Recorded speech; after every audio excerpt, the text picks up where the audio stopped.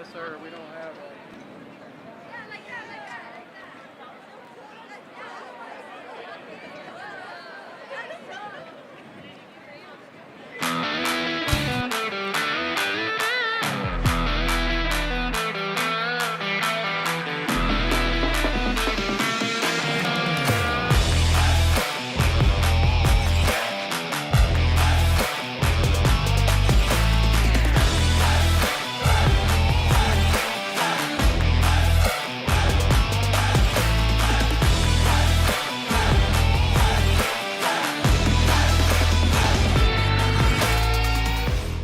Good evening and welcome to McAllen ISD. This game is being conducted according to the rules and regulations of University Interscholastic League. Regardless of the outcome of this game, all the players have proven their willingness to work and sacrifice in order to achieve athletic excellence. We ask that, as a spectator, you consider the time and effort each of these teams, coaches, and athletes have put forth. The officials for this event have been mutually agreed upon by school officials from both schools. Their role is not unlike those of players, coaches, teachers, and administrators. Without them, this event would not be possible. Their knowledge and application of the rules are a result of annual testing, years of study, and continual participation in clinics that further refine their understanding of the game. We ask you, as students, parents, and citizens, to demonstrate the kind of respect for these officials you would extend to any dedicated person in a position of responsibility. This means that you as a fan Should not criticize the players on either team. should not boo the officials, Shall not have alcohol beverages on public school grounds. This is a violation of state law. Should be courteous to the visiting fans, Should cheer for your team. and should show respect for injured players on both teams. Thank you for your attendance and enjoy the game. enjoy the game. Enjoy the game. Hello everyone. On behalf of our school board and our McAllen ISD families, I want to welcome all of you to McAllen Veterans Memorial Stadium. Thank you for supporting our sporting events in our public schools. Your energy and your passion is what drives our student athletes to excel on the field. Enjoy the game and best of luck to both teams. Thank you.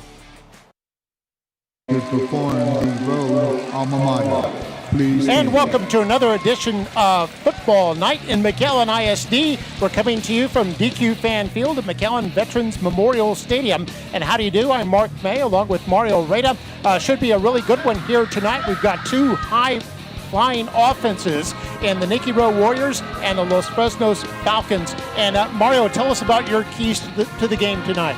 Well, it's exciting because you have two teams coming off a victory, so that's always good. And they combined for about 1,000 yards combined, total offense. So that's pretty good. So it's going to be about what team is going to control the tempo, who's going to be on the field longer, avoiding the key mistakes, and also making sure that defense, they got to come up with some key stops. And that's probably what's going to determine today's outcome. Yeah. If you get a couple of key stops here and there, and you've got that high-flowing offense there, they can really take some advantage of that.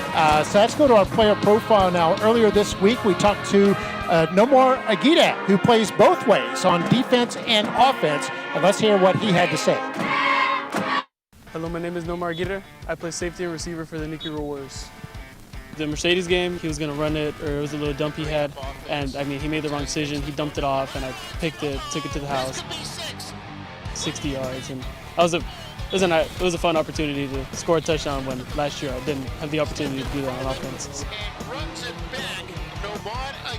I know I'm one of the leaders in the secondary. We have great guys that have given me the opportunity to be able to go both ways. Obviously, if I couldn't, then I would stay at my position at safety and control there, but we have great guys that can come in for me if I ever need a break and if I'm tired.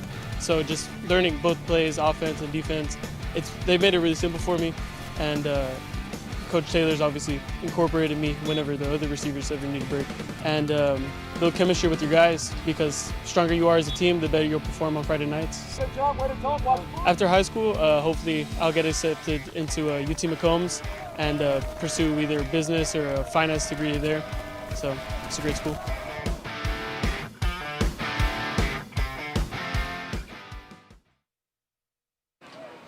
And Nomar Aguirre, one of the leaders, one of the captains here tonight for this Nikki Rowe team that's anxious for their home field. Let's listen in on the national anthem.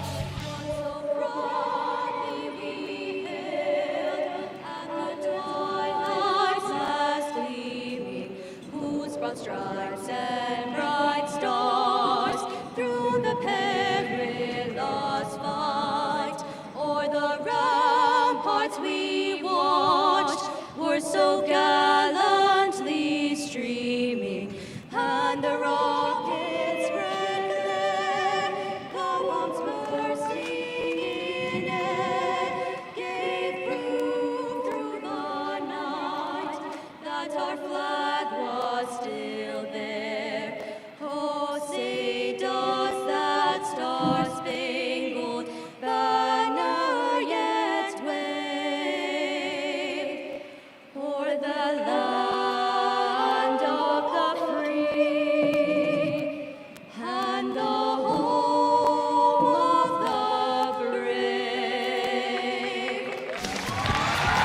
Thank you, sir.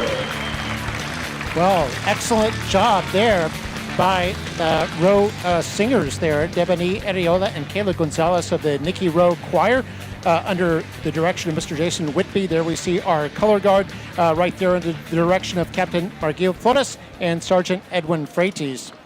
And a great job by those young men and women there as well. Always like to recognize all the student programs that take part in Friday night football.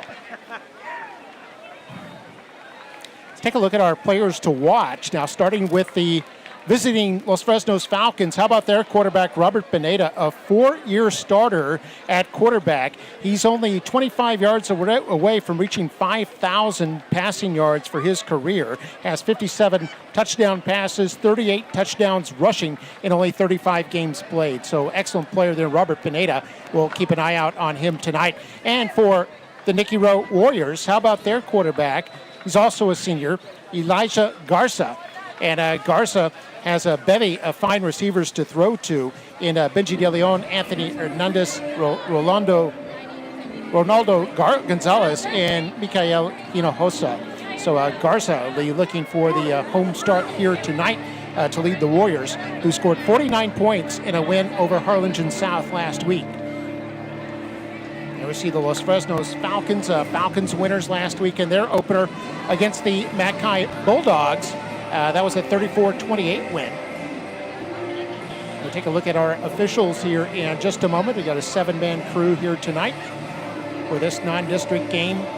And there's our officials there, Mario. Yes, a pretty good crew led by the referee Antonio Caso, Juan Caso, John Barra, Joseph O'Brien, Cuauhtemoc Barrios, Jesus Rodriguez, and Oleg Vargas. So, yeah, the Falcons were in the playoffs. I've been no strangers to the playoffs in recent years. They went 10-2 last year, so they went all the way to the second round. They were unbeaten in their District 32-6A, won their first district title, in fact, since 2015. And looking to do that again this year. The team that averaged over 38 points a game last year. For Nikki Rowe, they slipped a little bit. They missed the playoffs now 2 straight years. Went 3-7 last year, but under new coach Jamar Taylor, hoping to bounce back. Of course, they had that win last week. They're already 1-0. And we'll see if they can make it 2-0 here tonight against the 1-0 Falcons. So we see the captains walking out for the coin toss.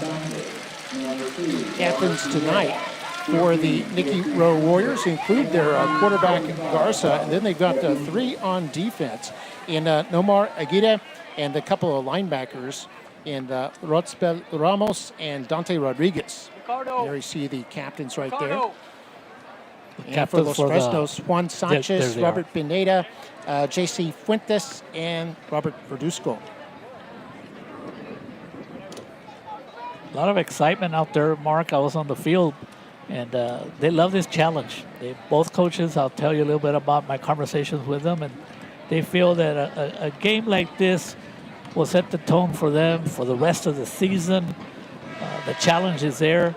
So this is a very exciting game this early in the season, week number 2. Yeah, a lot of media here tonight covering this game as you've got 2 high-scoring teams, a 5A team in Rowe and a 6A team in Los Fresnos.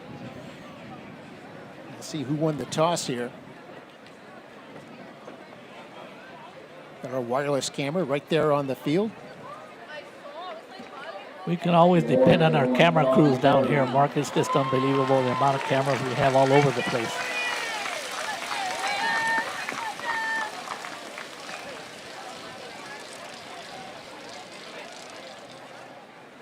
So Los Fresnos will receive in the first half. Nikki Rowe will be kicking off. And we'll get started here in just a moment here on Football Night in McAllen ISD.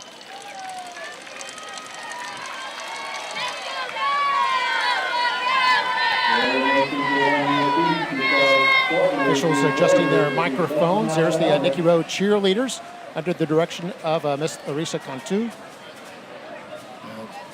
Annual competitors on the national stage each year.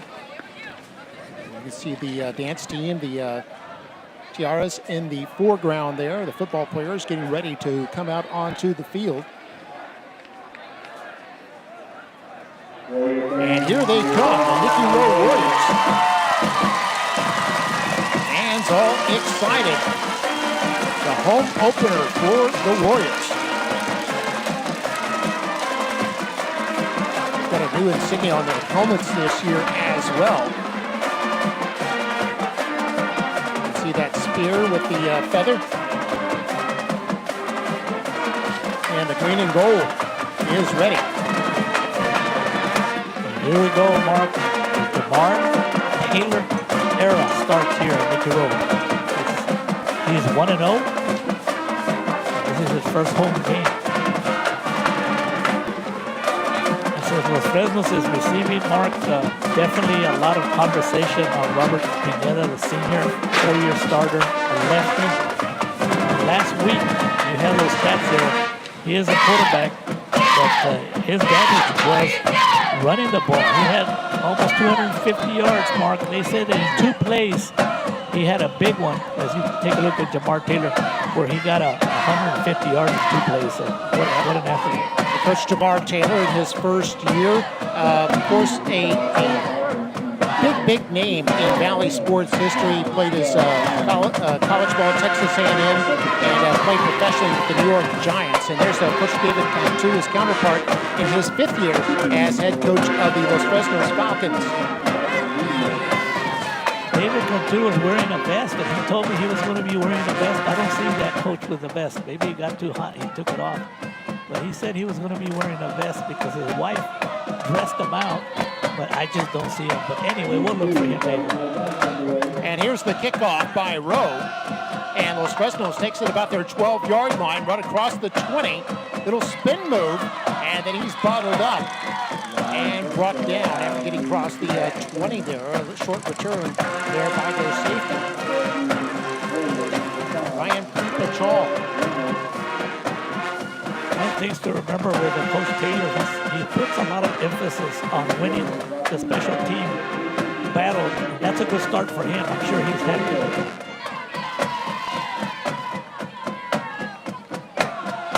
Yeah, Taylor, a top receiver at Mission High School back in his high school days in the 1990s. And has brought a lot of offense to the Nikki Rowe. Of course, Rowe's always had that reputation for offense. So has Los Fresnos in recent years. And they'll come out of the gun with 2 men in the backfield for Pineda. Little play action, wants to keep this. He is a running threat, and Rowe strings that out beautifully. Holds him to no gain. Dante Rodriguez was there to make sure Pineda goes out of bounds. And that's what you got to do all night long. You better contain him. And the problem is, Mark, you can contain him for 6 or 7 plays and no big deal. And then it's that extra special play that he's very capable, and he'll take it to the yard. Actually, a loss of a yard. So Los Fresnos 2nd and 11 now. Man jumps offside. They're going to stop this, and it'll cost the Falcons 5 yards.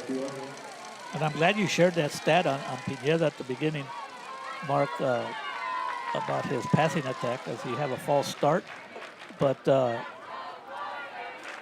last year, he did throw 210 passes, completed 132 for 1,700 yards. And then he ran 1,300, so he was like a 3,000 combined yards, and that's a lot of yards combined total offense by a quarterback.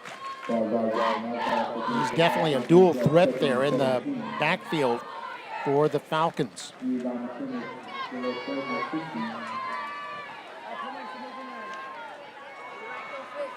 There's Pineda rolling out to his right. Left-hander is going to throw this, and it's incomplete. That was intended for his receiver, Evan Bachinzi. Very well defended on defense by number 13, Sebastian Islas. Okay, Mark, another of Coach Taylor's keys to the game as we take a look at Pineda rolling out. He talked about winning the first down battle. And that he talks about if you can keep them not more than 4 yards, make it hard. And he definitely is winning the first down battle at this first possession. So we'll see if it pays off and the Warriors get the ball back.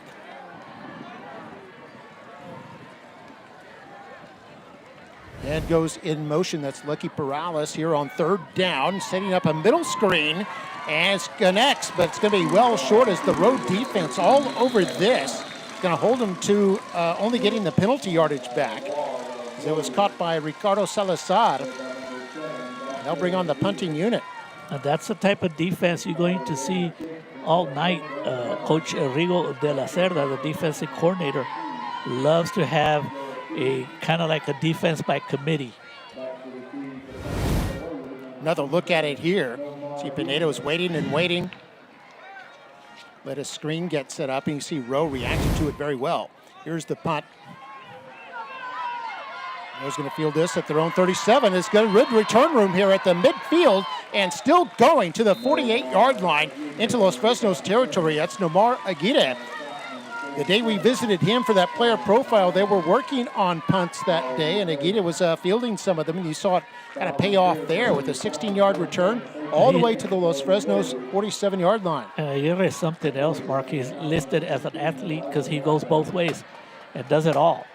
So he's a special player, and he's showing it. So far, the Warriors on those keys to the game, but Jamar Taylor definitely, they're playing pretty good so far. So good starting field position here for the Warriors. There's their quarterback, Garza. He's going to hand this off. And about a 2-yard gain there for Ivan Ramirez, senior running back. Now, this is a young offense, by the way. They've only got 3 seniors starting on offense, with 6 juniors, a sophomore, and even a freshman. Benji De Leon, the wideout, is a 9th grader starting for this offense here. That's unique, and the thing is, Mark, that's the thing about these early games where Coach Taylor is trying to develop consistency in all these young kids. 0 yards officially, so 2nd and 10, going to throw this. Looking for the post route, and it's incomplete. It's intended for Anthony Hernandez. The freshman we just mentioned, De Leon, was also in the area. There's Hernandez right there, trotting back to the huddle. Going to bring up 3rd down.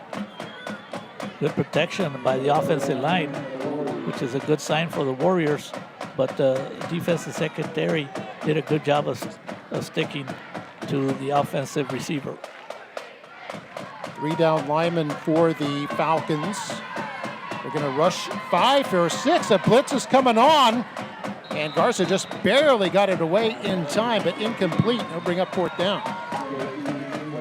Los Fresnos brought the house that time, and Rowe was just barely able to get it off in time. And it's interesting, Mark, that based on the games from last week for these 2 high-powered offenses, scored a lot of points and had a lot of yards, the defense hears that, and now on the both first possessions by both teams, the defense, they came up with stops. How about that?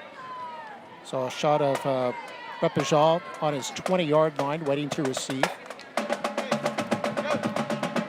Oh, there's a high snap over the punter's head. He'll have to chase it down, picks it up, might be able to get this off. Throws a pass, actually, which is incomplete. And that'll probably be intentional grounding as the pass got nowhere near the line of scrimmage. No receiver in the area. It's not going to be something that Coach Taylor's going to be happy with, because he talks about how important it is on the special teams. And big-time problems right there. We'll see what the referee, Tony Caso, tells us. There it is, Mark, intentional grounding. Loss of down. It's a loss of down and a spot foul as well. So that'll give the Falcons the ball all the way to the row 33. See it again there. And Garza, the quarterback, is also the punter. Nothing he could do. That ball was over his head. You're going to see deep trouble. Throw the ball, a pass, essentially. And that became intentional grounding.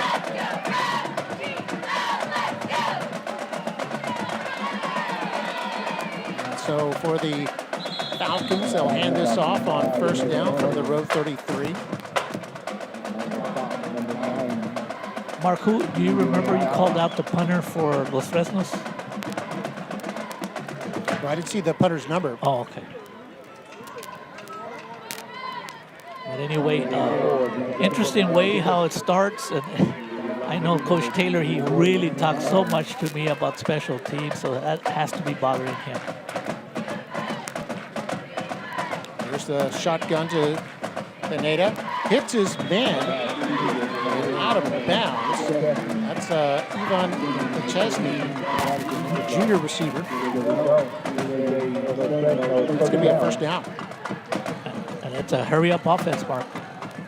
Picked up 7 yards, and here they hand this off. Running ahead to about the 14. That's Diego Torres, their running back.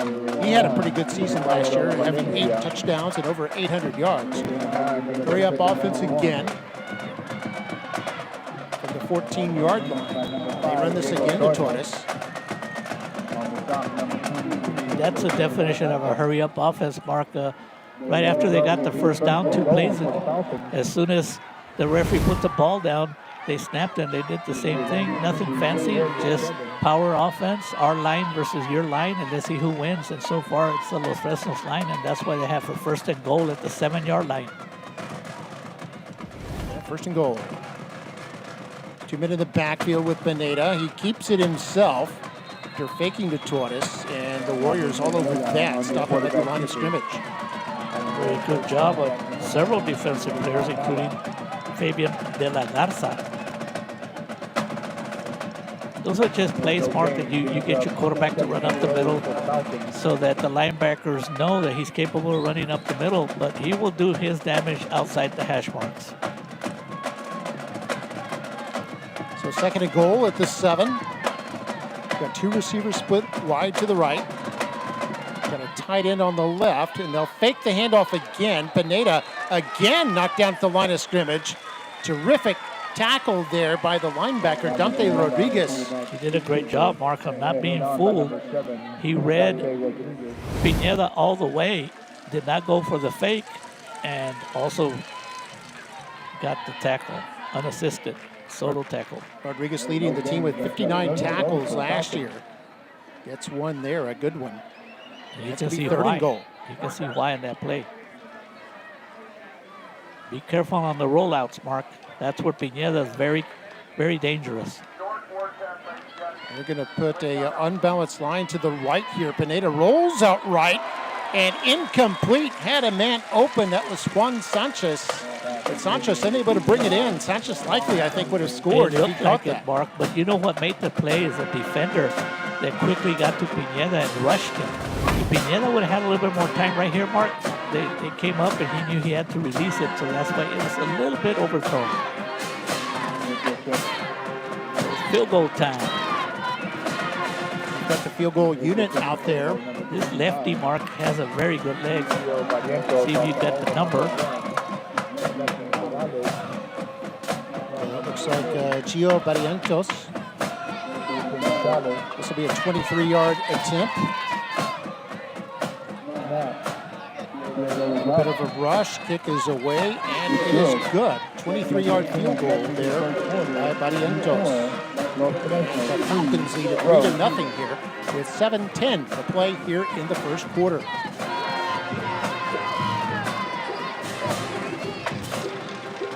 Well, Mark, it was not a turnover on that 4th down punt, but you could almost count it as a turnover because, I mean, they lost about 15 yards. So give credit to the Falcons. They cashed in on a +3 points on a mistake by the Warrior special teams.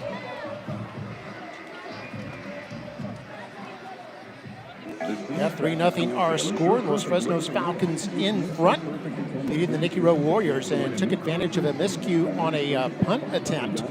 Able to get the ball deep in road territory at the 33 and then 23-yard field goal, and they've got the lead. We see Coach Taylor. And as a coach, when you set your philosophy upon your players, you better know it that I know his players know that he's not happy because he talks about the importance of special teams. He says he spends a lot of time practicing special teams because that sometimes is what makes the difference in winning or losing a game. You see Aguirre standing by on his goal line, ready to receive the kick. Barrientos will be taking the kickoff. So Rowe's defense able to hold them to a field goal there. Rowe's defense, unlike the offense, does have a lot of seniors. They got 7 seniors starting. and 4 juniors. This is going to be out of bounds, and it'll come out to the 25-yard line. And actually, Mark, giving up just 3 points is kind of like a victory for the Warrior defense. So here's where experience pays off in Eli Garza. Last year he was in Roma. He came out of a 22 out of 53 for 402 yards. We remember him 2 years ago when he was here. He was having a fine season. I believe he got injured, but he's a real deal. Very capable. So here goes Rowe in their second possession. It's a pistol formation. Garza waiting, firing, and incomplete. A little too far. We do have a flag on the play. Looked like the the Falcon defense might have been offside, so we'll see. Looked like Luis Perez, the intended receiver, as we take another look at it there.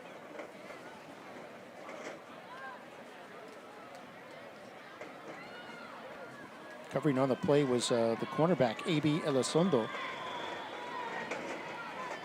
Looks like no flag. They picked it up. Oh, yes, they did enforce it. 1st and 5 now. As Rowe has the down back, and here's a short pass. Caught, first down, up to the 39-yard line. That's McAllen Osa. Nothing fancy on there. You just spread your offense, and they have all kinds of patterns. And with the arm that Eli Garza has, you just have lots of routes all over the place. Make it difficult on the secondary for the Falcons. First completion for the Warriors. And now Garza again going to the air, and this is caught. Little comeback route over on the left side. That's a catch made by Bettis. Senior wide receiver, Luis Perez, wearing number 0. Now the Warriors are in a hurry-up offense quickly. They picked up 4 yards there, and they run this. Doesn't get much, though, as Fresnos was ready for it. Fresnos generally playing the 3-4 defense. Here comes the Warriors trying to get that. It's probably this time, even though they're on their own, they're about 3rd and 3, they might just run another play, see if they can get that first down. They picked up 3 yards there. And now another running play. He's hit in the backfield and brought down. Big defensive play there by the Falcons. That was their defensive end, Mikel Turabiantes. And it looks like the Falcon defense are playing defense to stop the running game. And it worked. So now the Warriors are going to have to punt again. It's too early in the game for Coach Taylor to take it on a 4th and 6 with the ball on their own 43-yard line. He's going to punt, but I'm sure it's all about the snap. See if they can get a good snap this time, unlike the first snap. Garza shouting some instructions here on 4th down. That one was low, but able to get this one off. Fair catch called for by Prepashal. It's going to be down at the 29.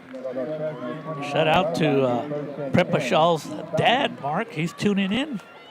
We, as always, we get people all over the United States looking. And Prepashal's dad, guess what state he's in? Look, just listening to you, Mark, and wants to support his son. He can't be here at this game. He's in Alabama. Oh, good, good. What if he's smiling? Because we know people are smiling here. Get the smile cam going. There's the band. A lot of smiles there. Under the direction of Mr. Bruce Booker Key, we're back to action now. There's a sweep to the right for Los Fresnos. And it was a run by their number 4, Tyler Stachowiak. A lot of good blocking on the right side, and the Falcons continue to go hurry-up offense. 7-yard pickup, 2nd down and 3. And this run ahead picks up a couple of yards, but still going to be short. Same runner again. Stachowiak.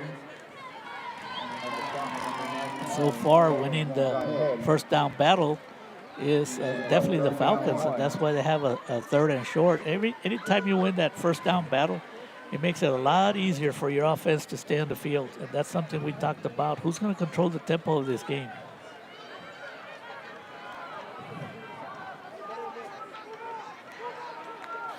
Third down and 1.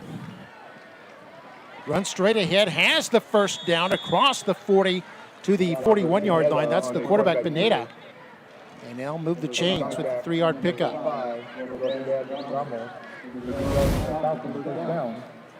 Nothing fancy. What you do is you put it in the hands of your best runner. Good blocking up front, and that results in a first down. So at their own 41 now. Under 4 minutes to go in the first quarter. Handoff. And a modest gain there for the running back. Stachowiak again. So far, most of the plays by the defense for the Warriors, it's been 2 or 3 on the defensive side in the tackles.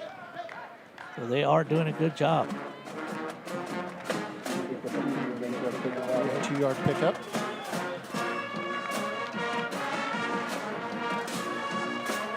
Fresnos champions of District 32 6A last year. We saw a 32 6A team last week in Brownsville, Hannah. So they lost to Memorial. Here's a pass, and this is broken up. Great hit there in the secondary and broke up the pass play. Lucky Perales, the intended receiver, and it looked like the linebacker, Rodriguez, Dante laid the boom here. If you want to demonstrate a defensive play, Mark, with a video, that right there is how you do it. He waited just in time for the receiver to basically get his hands on the ball and hit him. And there's no way that was going to be a completion.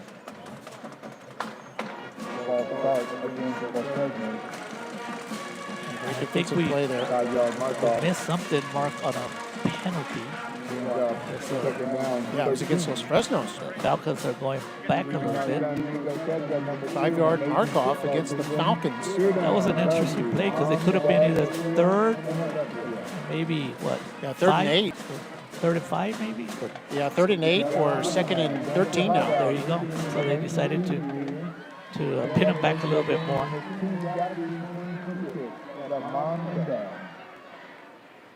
So second down 13, they'll put 3 receivers to the left.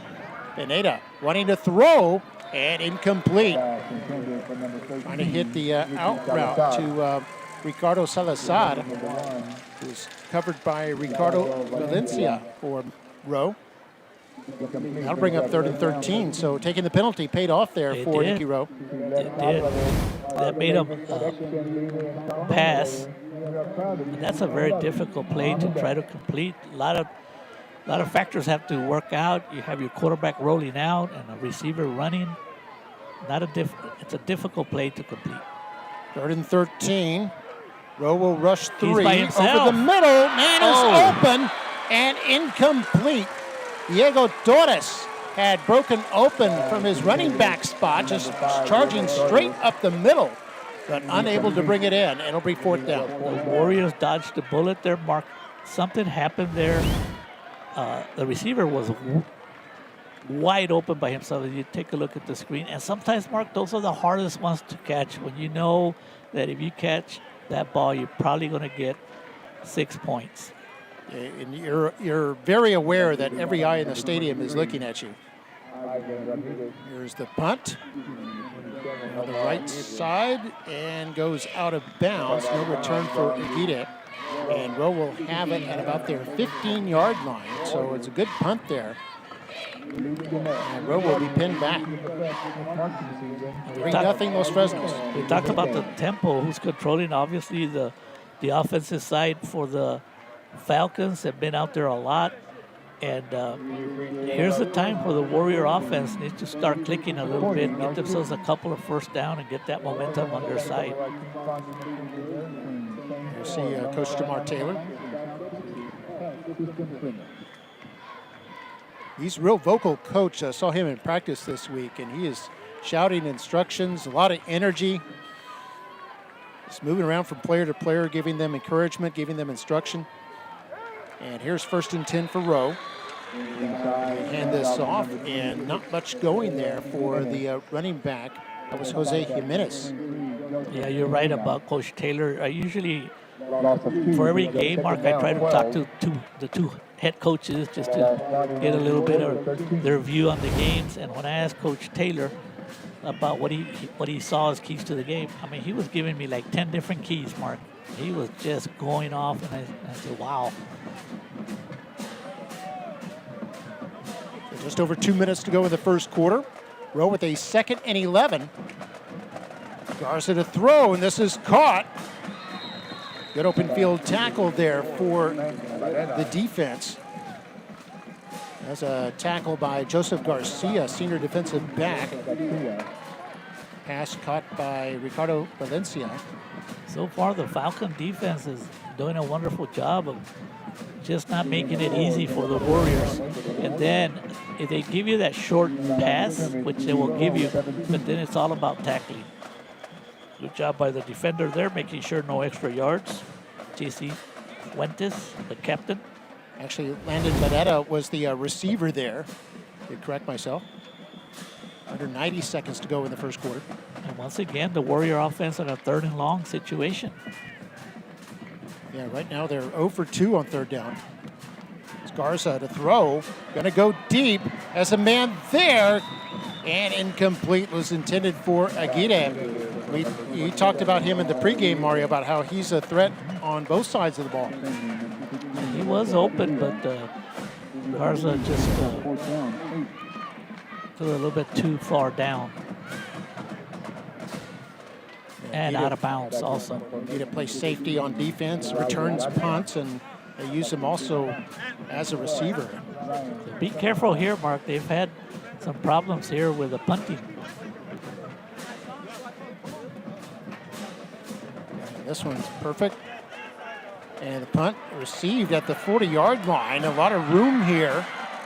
Breaks a tackle at the 20, and then forced out of bounds at the 21-yard line. A great return there by Pupachal. I'm sure his dad is happy. Dylan down there somewhere in Alabama.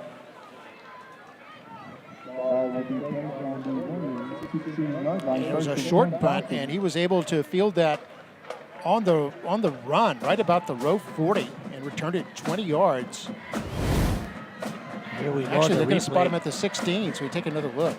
I mean, he did a good job of. He spotted that it was a low kick, and there was no row defender. Great job. So far, the row punting game has been not very good. Last minute of the first quarter. Was Fresnos with the lead and threatening again. Here's Pineda out of the pistol. Going to hand this off and hit right at the line of scrimmage. A couple of defenders in there. Rotzbel Ramos was one of them. And the other one in down there was 44, Alex Guzman. Good read by Rotzbel Ramos right away. And they're getting help from, like you said, number 44. Alex Guzman, the sophomore. This could be the last play of the first quarter. 2nd and 9 now from the 15. Pineda out of the gun. Will fake the handoff. Keep it. Has room. Bounces outside and goes into the end zone for the touchdown. And with 16 seconds left in the quarter, the Falcons have extended their lead to 9-0. That's what Pineda does. And that's what a good team does, Mark. They took advantage of great field position. And they made the Warriors pay. So far, I mean, the Falcons they're probably going to get their 10th point, but it has been on things that they created, and the Warriors have not executed.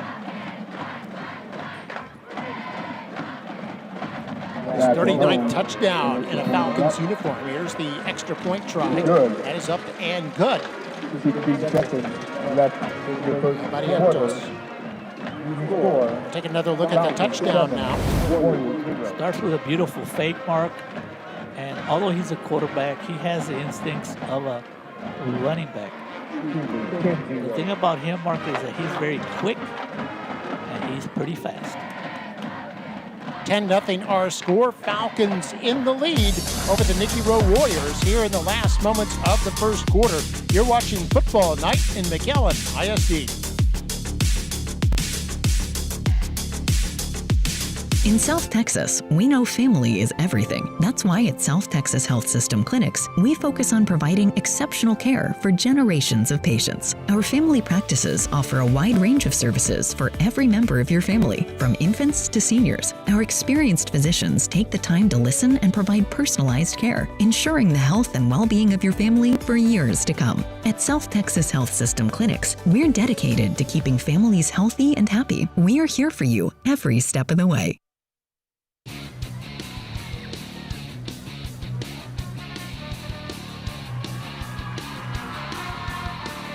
And we're back, 10-0 our score. Los Fresnos in front of Nikki Rowe. All right, 10-0 score. Two-play, 16-yard drive there, and Pineda with the 15-yard run for the touchdown was set up by the 25-yard punt return. Got them inside the Rowe 20. And here's Rowe on the kick return at the 5, across the 20, 25, and then upended right at the 30-yard line. And a good return there by Rose Sebastian Islas. And he's another player that can go both ways. You'll see him on defense and offense, as just like Nomar Aguirre. I really like his aggressiveness there. He just grabbed the ball and didn't mess around and just took it. Let's go. If it wasn't for that defender, he probably would have gained another 10, 15 yards. Okay, Warrior offense. Let's see how you scored all those 40-plus points last time. And they just got to get themselves 2 or 3 first downs and get a little rhythm going. At the 30-yard line, 1st and 10. Probably the last play of the quarter as Garza fakes the handoff.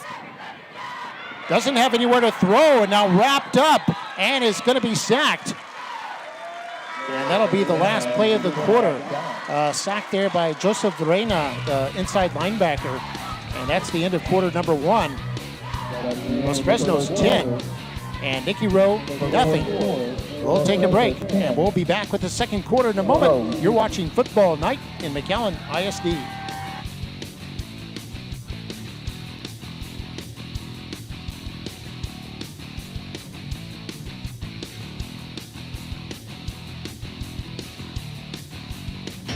Why choose Lone Star National Bank for your business? Because no other bank does more to support local businesses. In fact, we are the #1 lender in the Valley to small businesses. We put money to work here in our community. That helps our local businesses grow, creating more jobs and more opportunities for all of us. Working together. We do what the little banks can't and the big banks won't. Lone Star National Bank, the Valley's bank. And welcome back here at DQ Fan Field. The Falcons on top as we start the second quarter. Falcons getting the big sack on the last play just before break. And now it's Nikki Rowe with the ball at their own 20 after a loss of 10 yards, facing a 2nd down and 20. 3 receivers to the left side. This little bubble screen caught by Aguirre. Aguirre across the 30, nearly has the first down as he gets all the way up to the 38-yard line. And that's why he's out there, Mark. He's got that ability to catch and run downfield. I mean, when you have a 2nd and 20, it does not look pretty good. And the odds of you getting a first down are not very good. But something happened. I think they're talking to the officials. The officials are talking with each other. Had a big 18-yard gain right there. And he broke a tackle. And that helped him get another additional 7-8 yards. Well done. Well done. But it's coming back, Mark, unfortunately.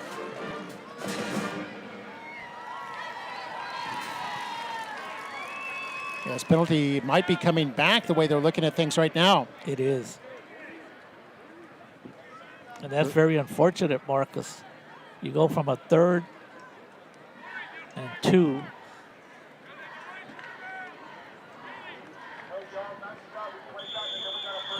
We don't have, I guess, we can't hear the official of what's going on.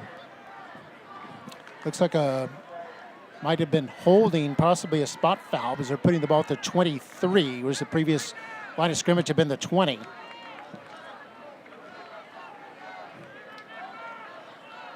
So probably a 10-yard holding penalty. First penalty against the Nikki Rowe Warriors. And here they go, 2nd and 17. Over the middle. And this is all the way up to the 34-yard line, which will give them 3rd and a makeable 6. And that's a nice play, Mark. They got about 10 yards. You were not going to get all the yards for a first down, but now it's like a 3rd. And they're looking at, what, 6 yards? A lot better than what it looked.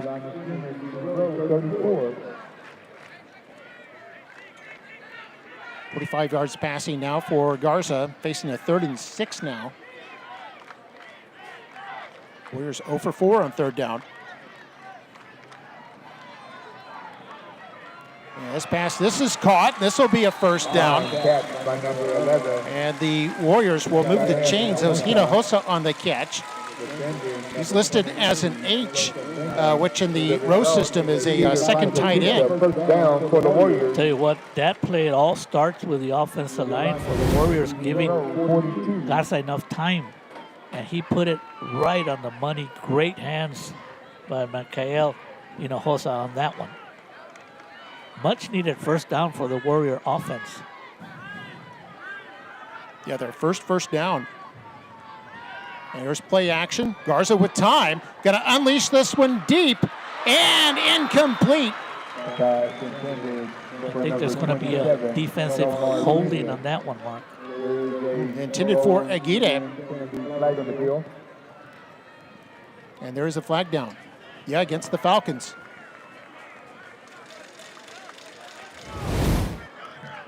Another look at it here.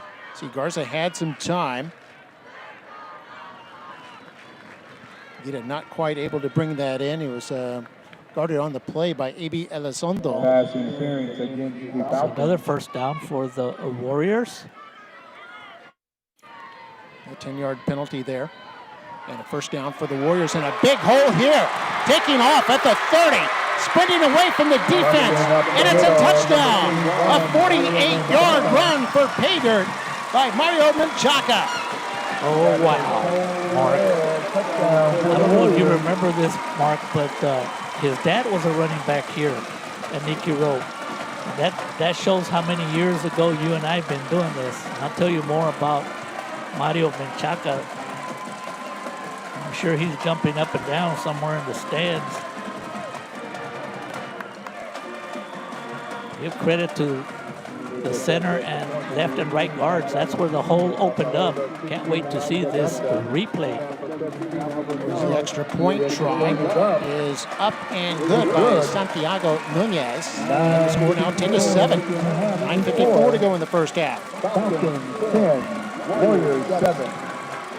So a big strike there by the Warriors. And there's Menchaca on the sideline. Here he is just a moment ago. Look at that huge hole there. Could have run a semi-truck through that hole set by the Rowe offensive line. And Menchaca running 48 yards for the touchdown. We'll take a break. This is Football Night in McAllen ISD.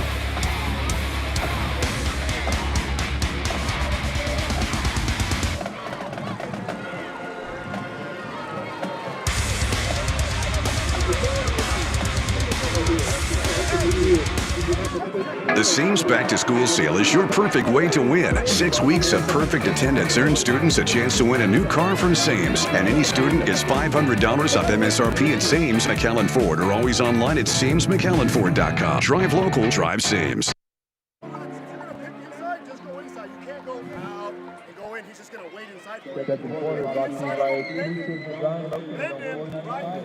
Well, Fresnos over Nikki Rowe, 10-7 here in the second quarter. And now to be the Warriors kicking off.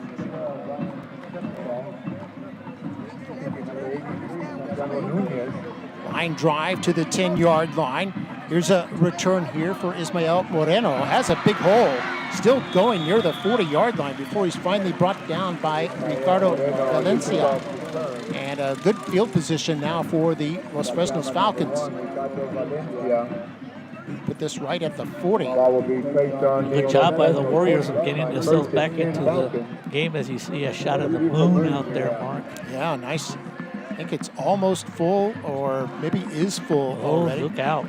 But Mark, getting back to the memory of Mario Menchaca, it tells us of what happens on this field all the time. There's great kids that are developing character, and then they go on as adults and they do great things. That's what sports is all about. And here's a blitz here by Rowe, as Los Fresnos will hand this off.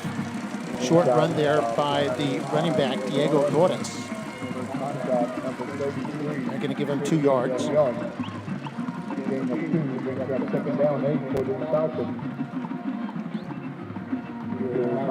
Second down and 8 now, under 9.5 to play in the first half. Gorgeous night for football here in the Rio Grande Valley, underneath the full moon. Nice weather, September weather. And now Pineda wants to keep it himself. Rowe is ready for it.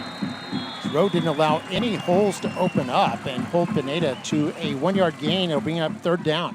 That's right there why you have scouting reports, Mark. They read it very well. It wasn't only 2 or 3 defenders. You're looking at all the defenders knew what was coming. Yeah, Pineda known as a running threat. Of course, they ran for the touchdown earlier. That was his 39th in his career as a Falcon. So third down and 7 now. Los Fresnos 1 for 3 on third down. Pineda with time, throws this one deep. Nobody there for Los Fresnos. That'll bring up fourth down. And those are the type of plays that happened early in the season. A quarterback, Pineda, thought that his receiver was going to go a little bit further, and he didn't. He stopped, so there's just a little confusion. And those are the plays you fix as you go down the road in game 3, 4, and 5. Because he usually doesn't overthrow anybody that bad. And a lot of times teams will have a read out there that the receiver and the quarterback both have to read, and apparently each read it differently that time. It's flagged down in the backfield near the punter. So he punts this one off, and it takes a bit of a Rowe bounce. Goes out of bounds at the 33-yard line, and Rowe will have good field position. We're going to see what Tony Caso trying to sort out what's going on, explaining to Coach Taylor. Probably telling him you're probably going to get the 5-yard penalty. There you go.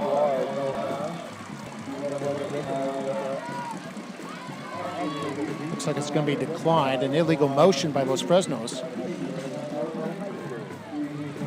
Actually, they tack it on to the end of the play. That's what I was going to say. I know I'm a sports official in basketball and volleyball. Don't know the rules in football as much as these football officials do, but I thought they would add the 5-yard penalty. So now with the momentum on the Warriors side, we'll see if they can keep it going. And that's what a couple of first downs do for you, Mark.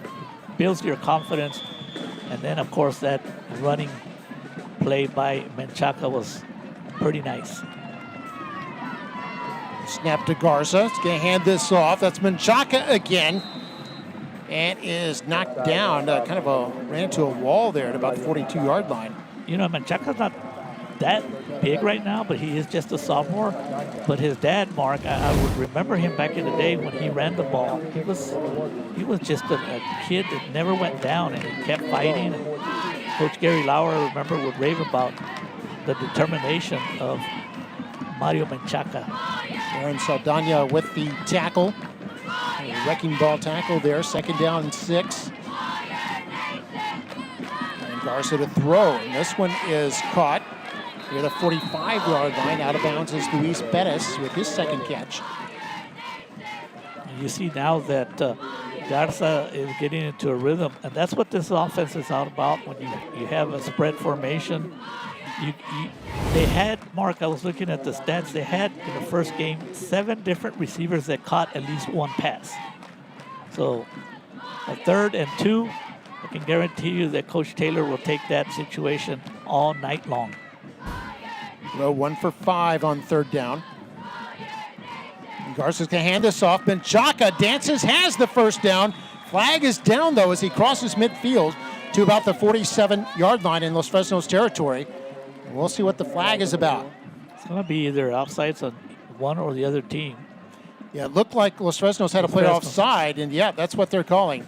They're going to say decline and take the first down. You know, and every running back is different. Just in a couple of plays right here, Menchaca, he's quick, he's fast, shifty. And that throws the defense off there. They could be used to another running back, and then you throw somebody out there. And that's what Coach Taylor's going to do. He was talking that he had several running backs. And he's going to go with the one that gets them those first downs, that's for sure. 1st and 10 now. Garza fakes the handoff, is flushed forward in the pocket, throws deep. Man is there, but Aguirre can't quite catch up to the football. And it'll be 2nd and 10. Now, Mark, if that play would have worked, I would have given all the credit to quarterback Garza, because he was almost going to be sacked, but he moved up before they caught him. And take a look at him right here. Right there, he moved up and avoided the sack and almost made a great play. Slightly overthrown. I think they better give a break to that all-around player right there, Nomar Aguirre, because he's been all over the field, both on offense and defense so far. Fernando Garcia was the man putting pressure on Garza. Garza to throw again, and this one's over the head of Luis Perez, and it'll bring up 3rd and 10.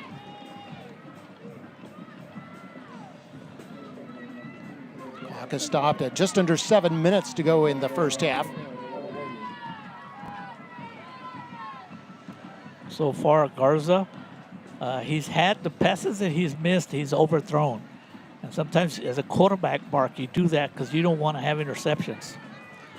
Most of the time, an overthrown pass is not going to be intercepted. So on 3rd and 10, Garza with time. Fires toward the sideline, too high there for Landon Barrera. And they'll bring on the punting unit.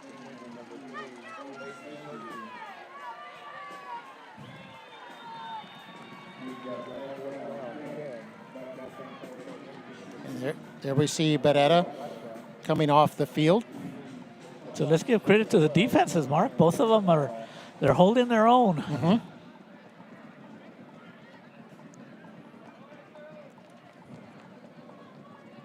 Fourth and 10 now. Garza, the quarterback, is also the punter, so teams always have to be leery of that. And we see staying back at his own 10-yard line, Prepachal. Good pressure by the Falcons, but a high punt by Garza. Fielded at his own 7-yard line. Prepachal up to across the 10 to about the 12 before he's bottled up. I'm sure Coach Taylor's going to be happy with that one. That's the best one so far, the best punt. And they didn't give up a bunch of yards on that one. I think we're going to have the fan cam now. Let's see if we can spot anybody.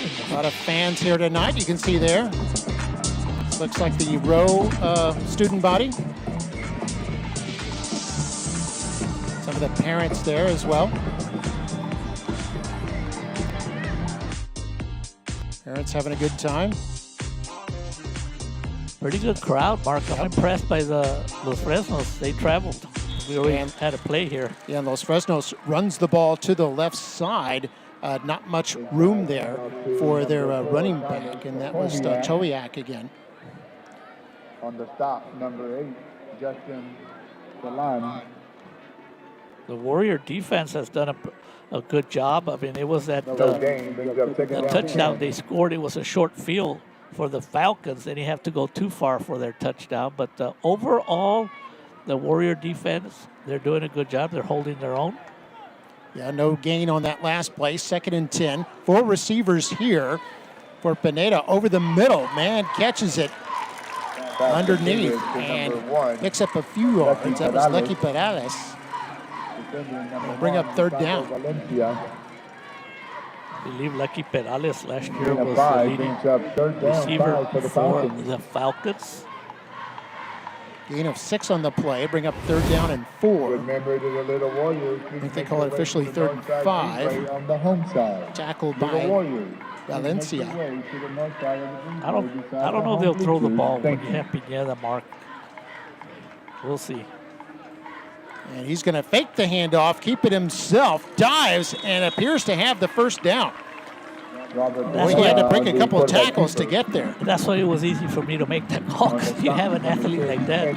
The odds are very high that you're going to go with your best offensive player. Falcons, Pineda had to get that on second effort as a couple of Rowe Warriors had a shot at him short of the first down, but picks up 4 to the 22. Under 5 minutes to go in the first half. Both teams still have all 3 of their timeouts. Falcons lead by 3. They go in a pistol formation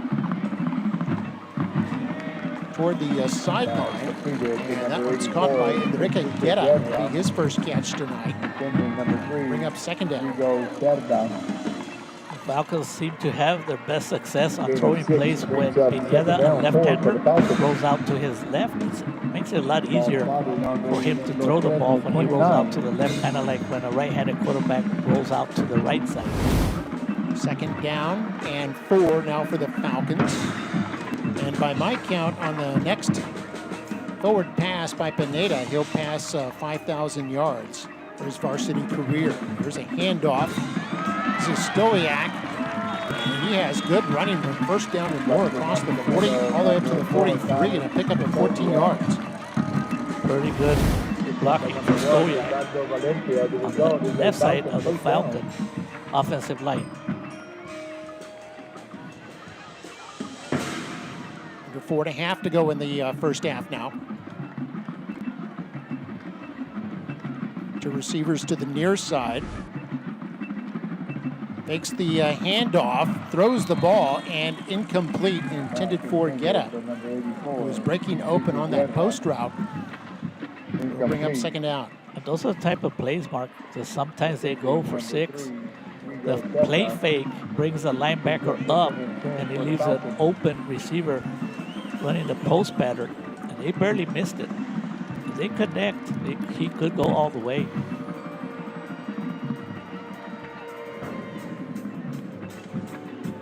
Go second and 10. There's a sweep left to the short side of the field. Not much room there, and Rowe is all over that. A couple of Warriors in on the tackle, including Fabian de la Garza, the senior linebacker. Also, number 8, Justin Filan. Number 9, Julian Nava.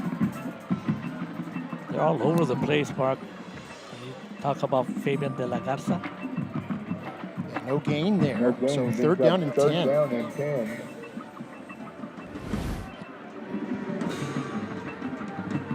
A chance if Rowe holds here, they can get the ball back.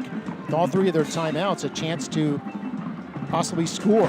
Put a 3-man rush here. Here's Diego Torres. And Torres on the misdirection, able to pick up a first down and get out of bounds to stop the clock with 3:27 showing. Perfect play there for the Falcons. Wow, that was such a misdirection play. I almost got fake, Marcus. We have the tendency to follow the quarterback, and then all of a sudden. Back to action. They're going to throw the ball, and this is caught. They're in road territory now, by the way. It was caught by Salazar, and he's knocked down at the 39 after a gain of 4. Valencia coming up and putting on a pretty good tackle. But Mark, that previous play, you have Pineda rolling out, and all the defenders go one way, and then he gives the ball a misdirection. That's why that play opened. Even though Pineda doesn't get credit for the yards, the decoy is the reason that play was positive. All right. Not a team timeout. It looked like a brief officials timeout, but the players coming back now. And by the way, I have Pineda with 28 yards passing, which should put him over 5,000 for his varsity career. Quite an accomplishment. What an amazing career for that young man. Second down and 6. And Rowe might have jumped offside here. Could be a free play as Pineda rolls out, throws into traffic. And appears to be picked off by the Warriors. That's Ricardo Valencia, but it might be coming back. Unfortunately, it's coming back. And those are the mistakes that you want to avoid. You know why he went to get the ball, right, Mark? the road defenders because he threw it on the floor. He didn't want to get a penalty. He threw it on the ground. Says, oops. Yep. Yeah, offside against Rowe. And it'll still be second down. It'll be 2nd and 1 now. I have a trivia question for you, Mark. You know I always like to do that. You know who the referee is? That was Gasso. Was that his name? Yeah. She's pretty famous. No? The mom? And here's Pinedo on 2nd and 1. Goes deep. And it's caught at the 5. Makes a tackle and a touchdown. I don't know how that happened. The Warriors had a chance to knock it down, but instead it becomes a touchdown for Salazar from 34 yards out. And the Falcons are up 16-7. Looked like the defender was there, made a good job. I mean, wow. Can't wait for this replay so we can figure it out, Mark. 88-yard scoring drive. Started back at their 12.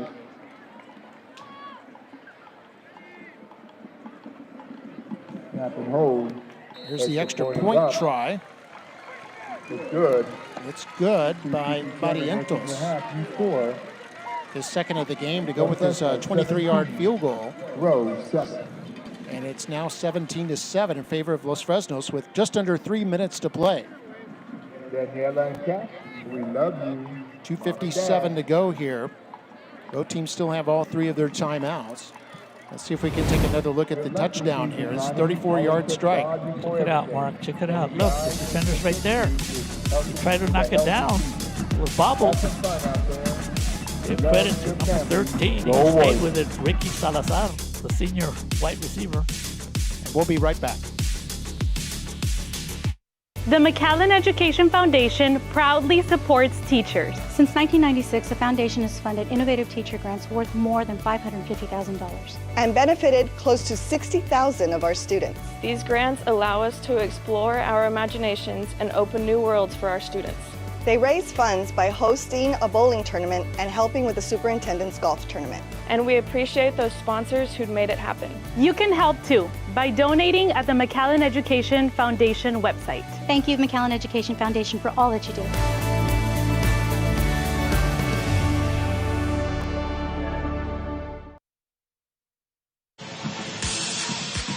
And we're back, 17-7. Los Fresnos in front.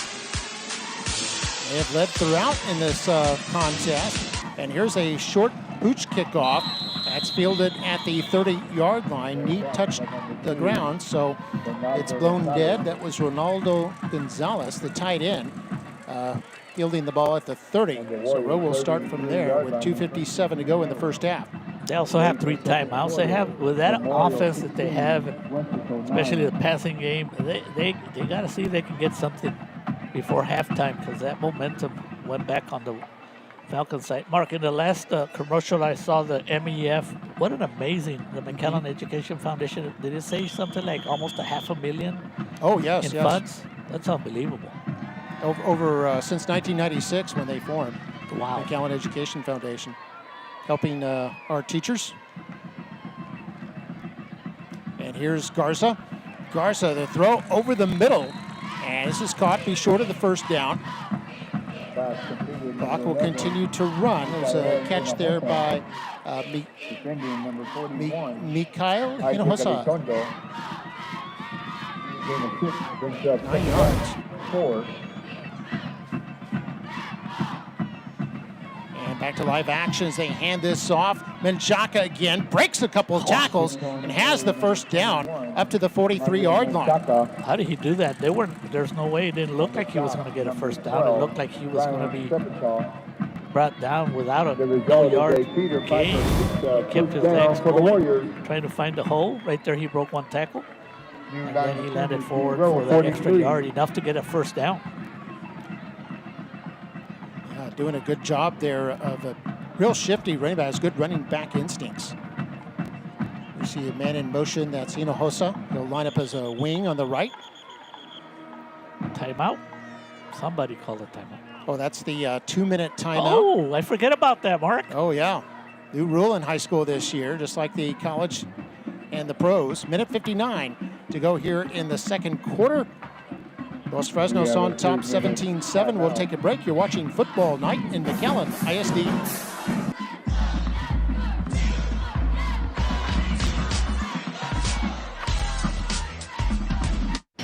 Why choose Lone Star National Bank for your business? Because no other bank does more to support local businesses. In fact, we are the #1 lender in the Valley to small businesses. We put money to work here in our community. That helps our local businesses grow. Creating more jobs. And more opportunities for all of us. Working together. Together. We do what the little banks can't and the big banks won't. Lone Star National Bank, the Valley's bank. 17-7, Los Fresnos on top. Pineda, their quarterback, has figured in both touchdowns for the Falcons. He ran for one, threw for another to Salazar. Barrientos with a 23-yard field goal. Menchaca with a big run, 48 yards for Rowe's touchdown. I see Mr. Banana there. How about that? Yeah, banana costume. Not even Halloween yet. Getting in the Halloween mood. By the way, we'll have a game on Halloween. That'll be on Friday this year. Garza's going to go for it all. It's got a man down there. It's tipped and incomplete, intended for Aguirre. That's about the third time they've tried to ring up his number deep downfield. And the Warriors, the Falcons know how dangerous he is because he was double teamed on that play. They're not going to allow, but there was a penalty mark, so that's going to help the Warriors. As they're going to get a first down out of this and better field position. Against the Falcons, the results of It looked like it was Chaw was back there defending, also Joseph Garcia.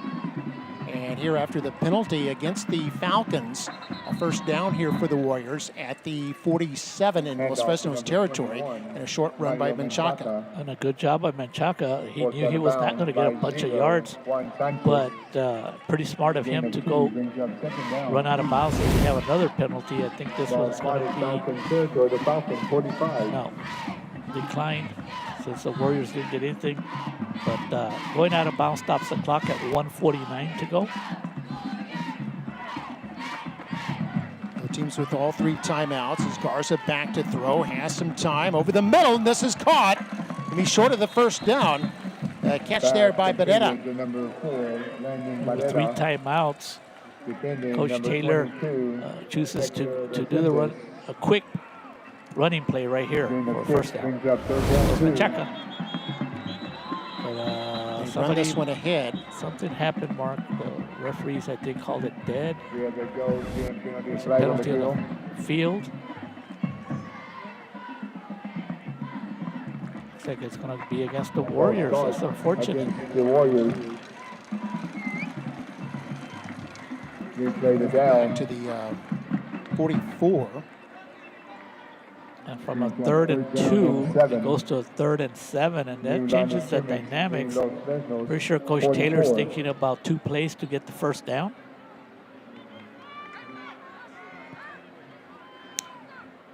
Minute 27 to go.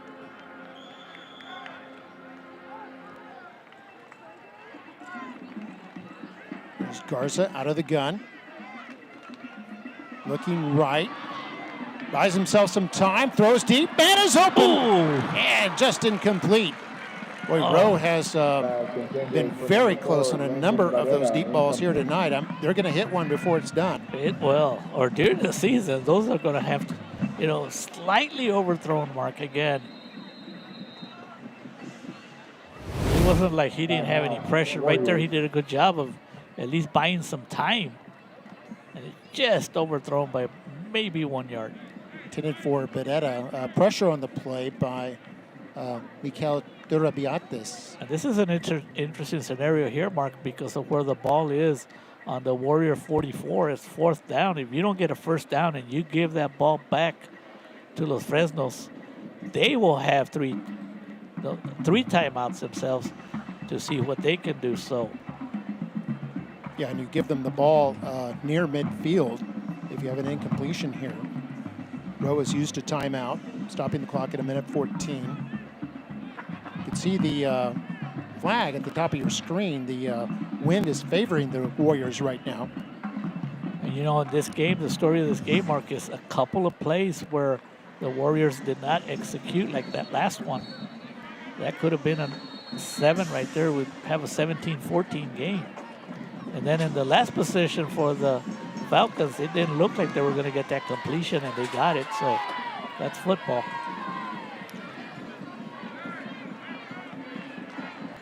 So 4th and 7 now for the Warriors. They'll come out with a 4 receiver set, 2 men to the left, 2 to the right. 1 man in the pistol. And Garza. There's a blitz coming on for the Falcons. Garza steps up, has to run for it, is caught from behind, and it'll be short of the first down. It'll be Falcons football. Tackle on the play there by the defensive end, Churabiates. And a defense for the Falcons hold, and that's the difference in quarterbacks, that Pineda has a little bit more speed, and he probably would have gone a first down. Garza's not known for running. He's known for his good arm, but good stop on the Falcons. Now the Warrior defense, they got to do the best that they can to keep the score there at 17-7. Yeah, down 2 scores right now. Don't want to make it 3 scores. Headed to the locker room. Falcons with 3 timeouts. Pineda in the shotgun. And fakes the draw. It's going to be reverse to the left side. That's Diego Torres. And all the way up to the 44, as Rowe seemed to read that one pretty well. Just a 4-yard pickup. They did. They read it pretty good. It could have gone. If they weren't ready, it could have gone. It could have cost a big problem for the Warrior defense.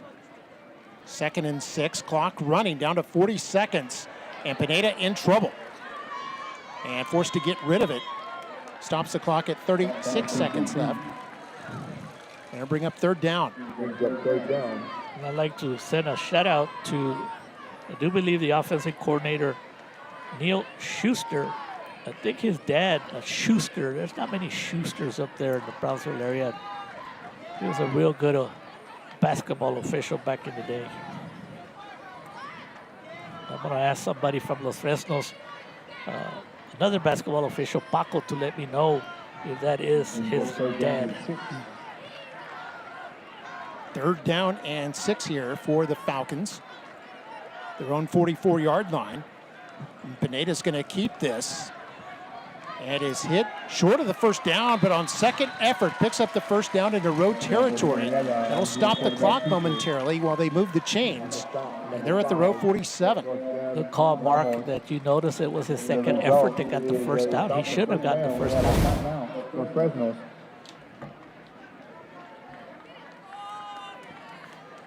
See it on the replay there again. Ramos bringing him down along with Islas.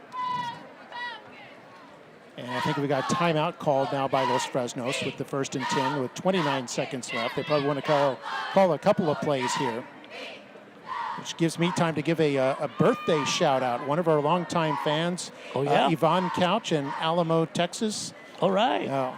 Always tunes into the McAllen ISD football games, and wishing her a happy birthday today. Nice. Happy birthday. Are you going to sing? We'll sing at halftime. Well, we're off the air, right? Oh, yeah. I think our fans would prefer that. I think so, too. That apparently was, that was the Los Fresnos timeout. Here's a big play. Split screen here on this 1st and 10. 29 seconds left. A roll out to the left for Pineda. He's going to throw this one. Man is uncovering down at around the 20, but incomplete. Looks like it was intended for Perales. Or it might have been intended for Salazar. Salazar had the touchdown catch earlier in the quarter. Clock stopped at 23 seconds left. 2nd and 10. And in that play, Mark, because of his speed, Pineda bought extra time. The way he rolls out, he knows they're not going to get to him because he's so fast.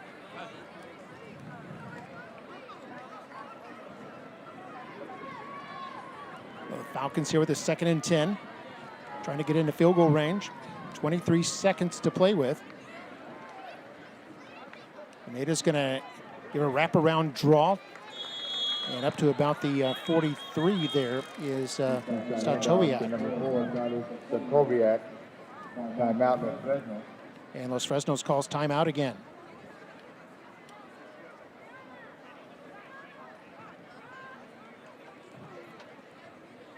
Attention, please, these vehicles need to be moved or you're going to get towed. Falcons with 92 yards on the ground, 62 through the air. 54 yards of offense. Hey, Mark, I saw you on Tuesday.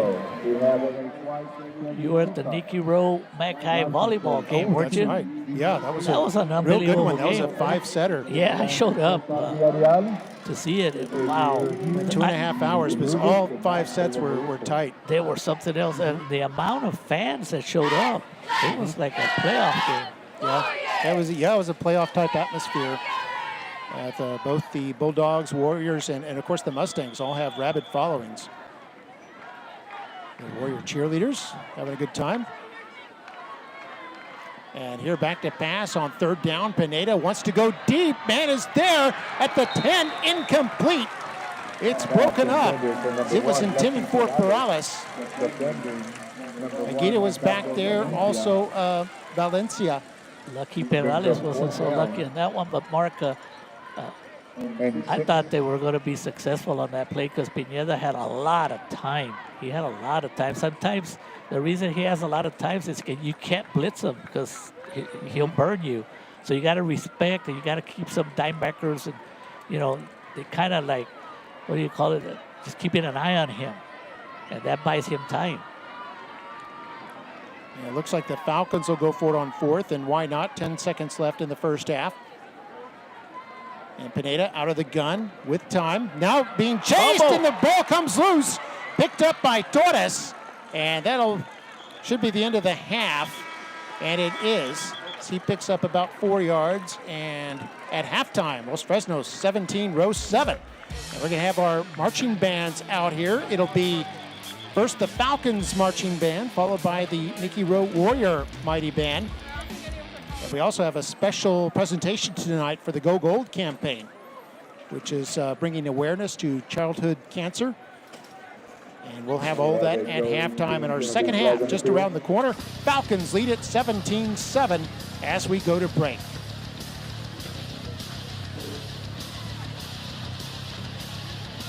We have a turnover on down.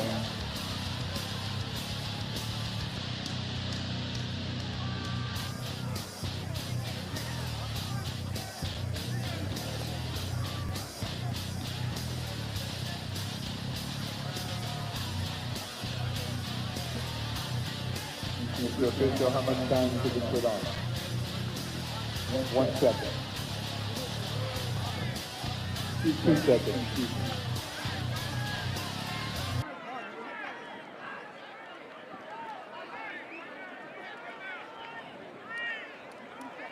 Last play by Los Fresnos was on a 4th down. So when Torres was brought down to the turf, the clock stopped at 2 seconds for the turnover. And so Rowe gets an opportunity here to run one last play from midfield. They're at their own 48. They'll send everybody deep. They're going to hand this off. Menchaca. He ran 1 for 48, but this one down to about the 34 and a pickup of 18 yards.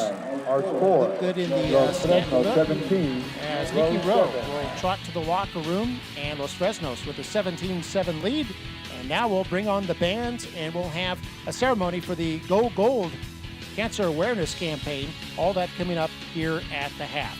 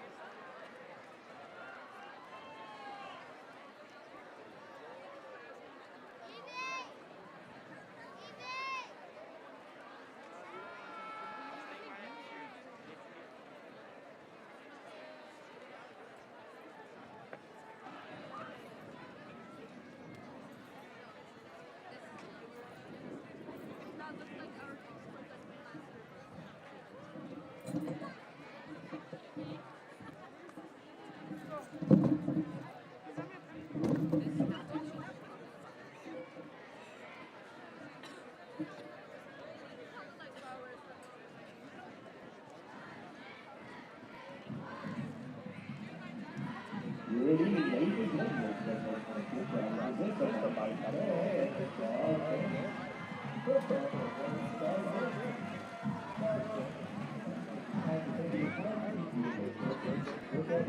their support.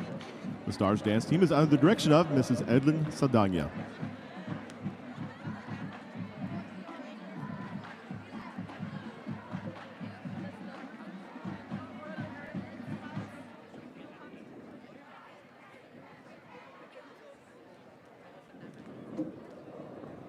Stars officers are 4th Lieutenant Junior, 3-year member, 1-year All-American Honorable Mention, and 1-year All-American Julissa Mendez.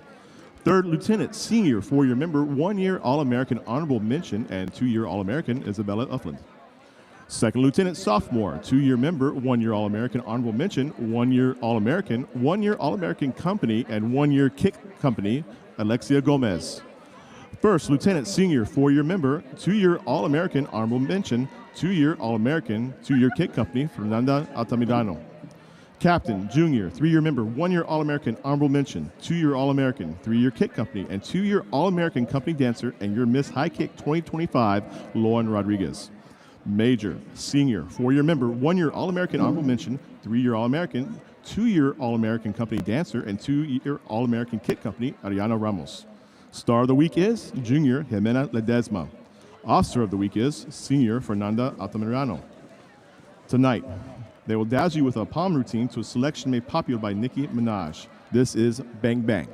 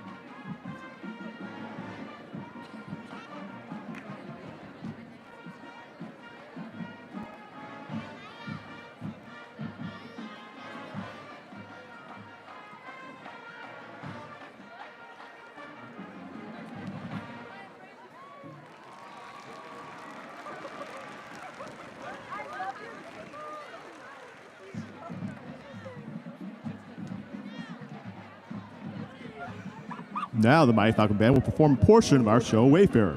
The band is led on the field by head drum major Adrian Pettis and drum majors Judy Meir and Evelyn McGinnis. Featured soloists are Avril Sanchez and Adrian Pettis.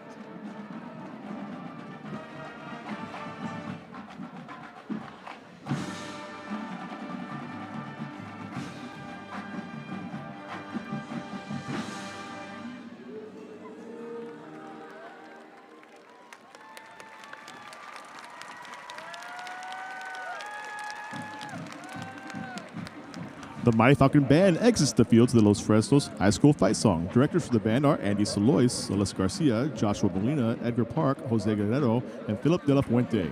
We would like to thank our principal of Los Fresnos High School and Los Fresnos United, Justin Stumbaugh and Lisa Pineda, and Los Fresnos Consolidated Independent School District Superintendent of Schools, Dr. Gonzalo Salazar, for their continued support of our students.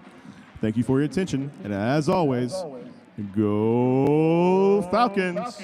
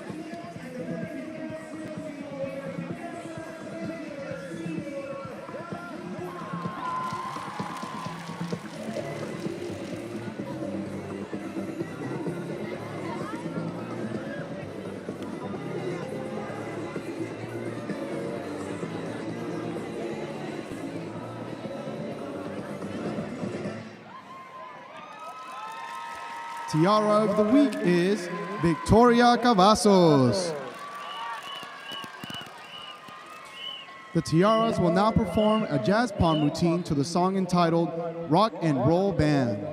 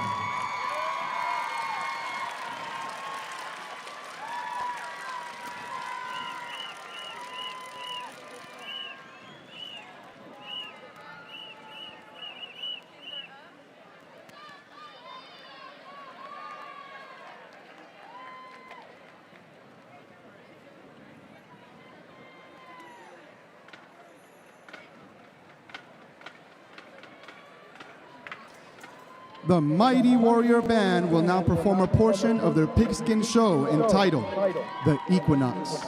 Our show begins with a beautiful arrangement of Eric Whitaker's October and quickly changes the mood with music from Ants by Harry Gregson Williams.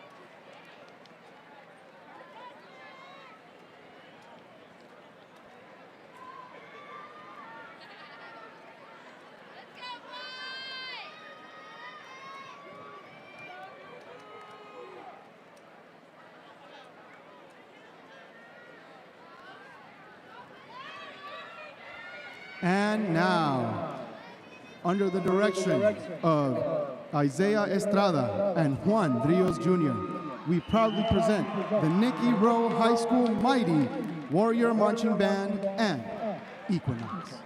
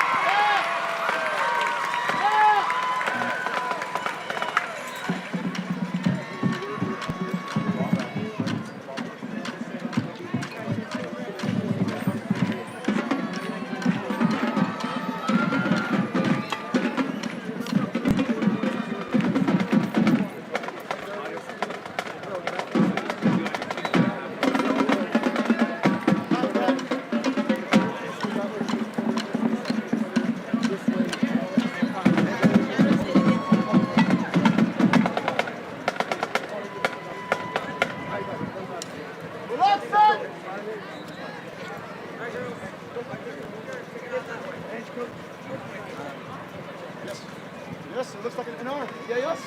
Yeah, yes.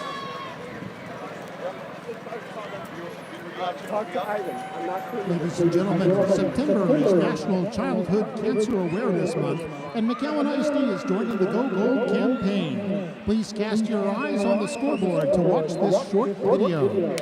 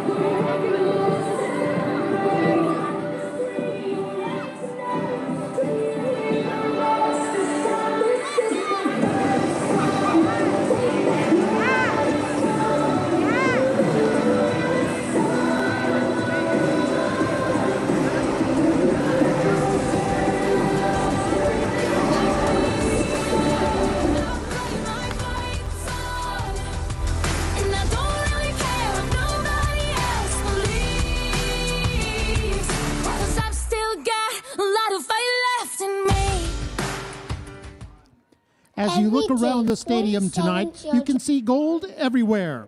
Gold ribbon sleeves are being worn by coaches and students, all in support of a special cause. In conjunction with the Greater Gold Foundation and wristband sponsor HEB, McAllen ISD is kicking off National Childhood Cancer Awareness Month by going gold.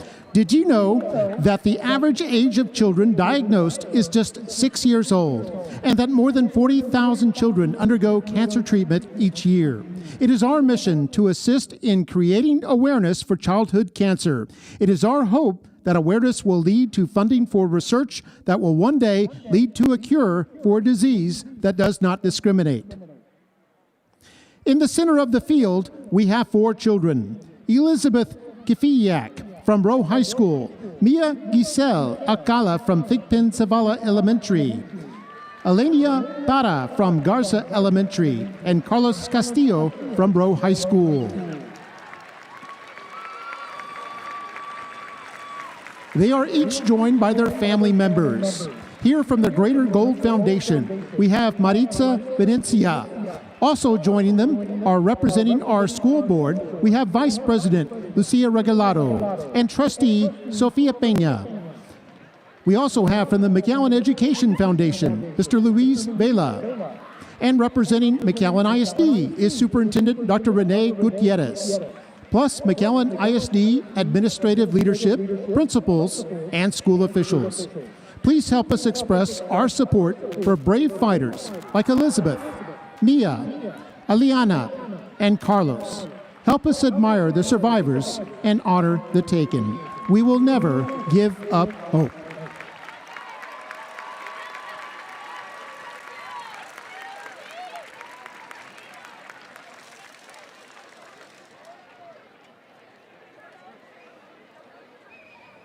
While we take a picture, we also want to thank the Nikki Rowe Student Council, which presented goodie bags to all 4 of our children being honored tonight. How about a hand for all our kids?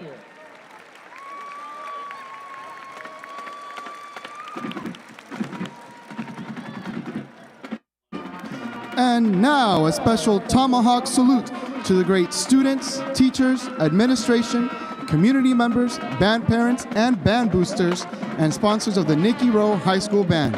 Thank you, Warrior Nation, for your outstanding support. The Rowe Band is directed by Mr. Bruce Booker-Key, Daniel Elizondo, Cristina Gauna, Rene Reyes, and Ricky Vela. Color guard instructor is Michaela Santiago. A special thanks to our central administration for their continued support and tireless support of our community. We would also like to give a huge thank you to the following businesses for their sponsorship and support this season: Copy Zone, BJ's, and Velas. The Warrior Band would like to wish the Los Fresnos Falcon Band their best of luck in their preparation for Pigskin. Thank you, Warrior Nation, for your kind attention. Test. Man. Test, 1, 2.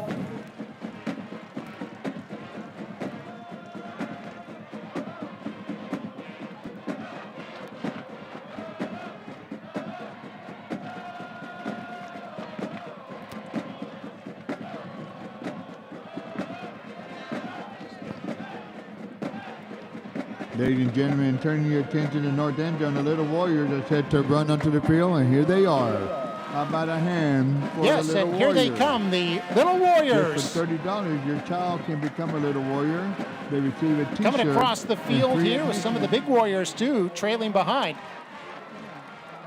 I think it's just $30, Mario, and the kids get a free T-shirt. You can see their T-shirts there, and they get to run across the field for the start of the second half at every home football game. And they love it. Look at that 100 little yards girl can right be a there. lot for some of those kids. Look at that little girl right there, the boy. Big smiles. 20 yards to go. Yep, she's at the 10. Oh, she got a hamstring injury. Uh-oh. At the 5.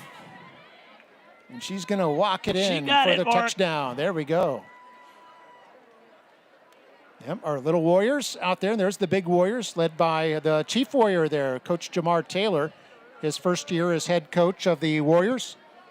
Had a lot of success as an offensive coordinator at Edinburgh Vela for the Sabre Cats and other stops here in the Valley.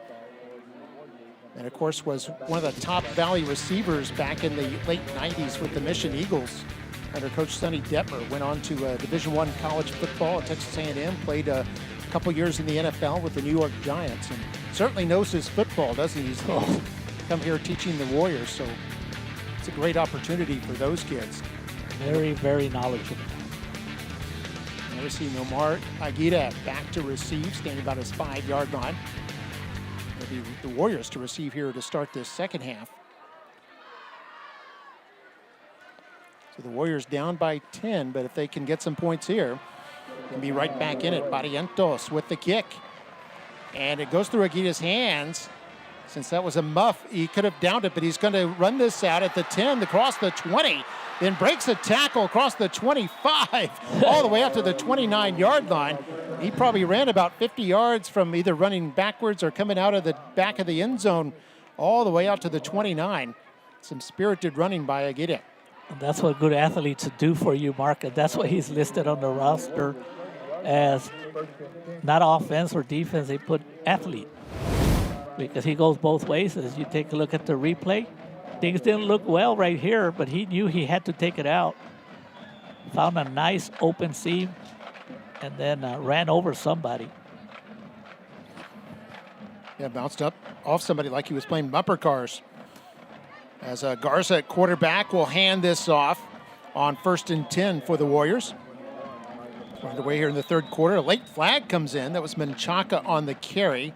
Picked up 5. But we'll see what the flag is about. Usually some kind of unsportsmanlike. Personal foul. Face mask. Number 0 of the defense. 15 yards from the end of the run. Automatic first down. Wow, that's a big one there. That happened here at the end. You can see right there. Good eyes by the referee in the back judge. Got to the 35 and then tack on 15 more. Moves it all the way up to the 50-yard line. That's 45 yards in penalties on Los Fresnos. And here's a first down for the Warriors. Play action, Garza to throw. Deep, man is open, caught at the 30 and down inside the 20-yard line. First catch of the game for Ronaldo Gonzalez, a tight end. And he was wide open on that play. But this is exactly what Coach Taylor wanted from his Warrior offense. They're to hurry up offense to start moving downfield, get that momentum on their side, get themselves in the game. They're definitely in the game. I mean, they're not down by a lot. And here on first down at the 18, they're going to hand this off. You see a sideline view here. Menchaca, as he fights his way, looks like back to the line of scrimmage. Let's not forget in the first half, the Warriors were just a couple of plays from making this a closer game in the first half, but lack of execution, either a ball overthrown or a bad penalty. If not, we could have had a score tied at half, but we'll see the Warriors can make it interesting right here if they can score something. Chaka looked like he was brought down by Julian Nava, defensive end. And now on 2nd down and 10, they hand this off. Menchaca again. Some good run up across the 15 to the 14-yard line, and a gain of 4 on the play to bring up 3rd down. Nice little run over 5 or 6 yards. Menchaca just finding a little hole. And the thing about him is he gets hit, and he lands forward and gets you that extra 1 or 2 yards. So now 3rd down and 5 for the Warriors. They'll give it to Menchaca once more. Gains a couple, but he's going to be short of the 1st down. He needed the 8-yard line and was stopped at the 11. We'll see if they decide to bring on the field goal unit or go for this. It'll be 4th down and a long 3. Gain of 2 brings up 4th down and 3. You know, it looks like the Warriors are going to set up for a field goal. Mark, they do need some points on the board. It'd be great to get some points right away. It'll be a 29-yard attempt by 83 Santiago Nunez. Quarterback Garza is the holder. Good snap and hold. Kick is away and long enough, and it's good. And from 29 yards, the Warriors are now within 1 score of Los Fresnos. They trail 17-10.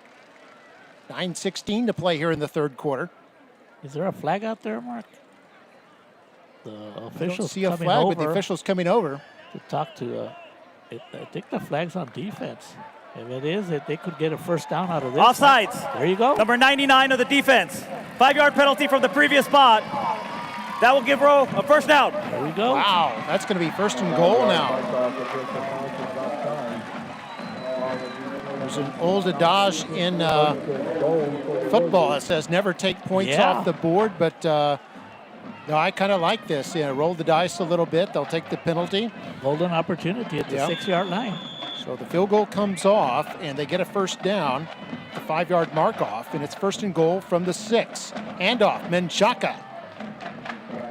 Hit right at the line of scrimmage, and Los Fresnos throws him back. It'll be 2nd down and goal. Nothing there on that play. Menchaca got to the line of scrimmage right away, but you're looking at 4 or 5 Falcon defenders, and we're going to get a timeout, Mark. Well, we do have an official's timeout. 17-7 our score. 8:59 to go here in the 3rd quarter. Got an official's timeout, and we'll take a break. You're watching Football Night in McAllen ISD.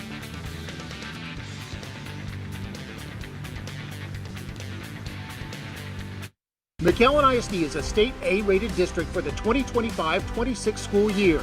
Not only that, but each high school also earned an A. 17 schools in all across McAllen ISD. McAllen ISD, we are all in.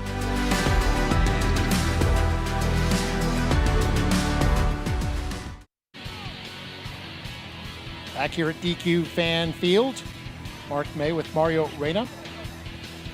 And you see the lady there in the gold top there. That's Coach Magda Canales, the volleyball coach for Nikki Rowe High School. A member of the Rio Grande Valley Sports Hall of Fame. Yes, she is. As are you, sir. Uh-oh. Got a lot of Hall of Famers here in the house tonight. And 2nd and goal here now for Nikki Rowe.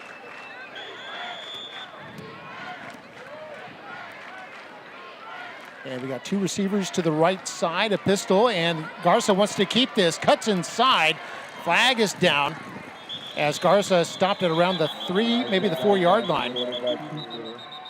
They'll give him forward progress, but we got to see what the flag is about.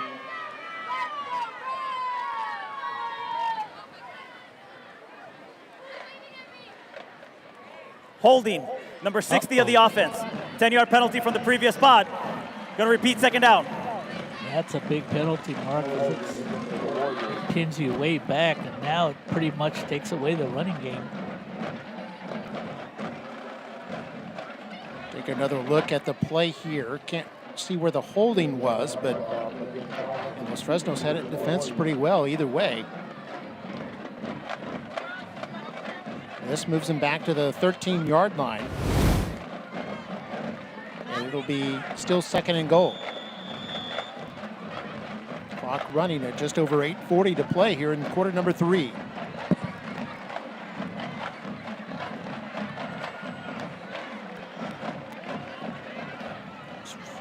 Fresnos with a lot of guys up on the line of scrimmage, and handoff Menchaca. Menchaca nowhere to go, and the Falcons all over that one. And Menchaca will lose yardage back to the 15. This game on the defensive side for the Falcons has the feeling that they're not going to give up much running. And there was nowhere. They got to Menchaca right away. It's definitely a passing down. You want to make sure you give yourself an opportunity, something in the end zone, but make sure that you don't have a turnover. You got to get points, like you said, Mark. Lots of coaches don't like to take points off the board, but it was a golden opportunity for the Warriors, but they're going backwards. So 3rd and goal now from the 14-yard line. Garza back to throw, is being flushed out. Now he's going to get sacked. A couple of Falcons there. It's number 90, Fernando Garcia. That's a great stop. Salazar was in there. Great stop by the Falcon defense, so we're going back to that field goal. On the good side of that, Mark, the tackle was right down the middle, so the field goal is going to be right up the middle. There's another look at it there, and the Falcons defense coming up with a big stand here. They're facing a 1st and goal from the 6. 37-yarder. Yeah, 37-yard attempt. Garza, the hold, kick is up. Will it be long enough? No, falls short. And the Warriors will turn it over, coming away with no points. Minus 3 points that were already on the board.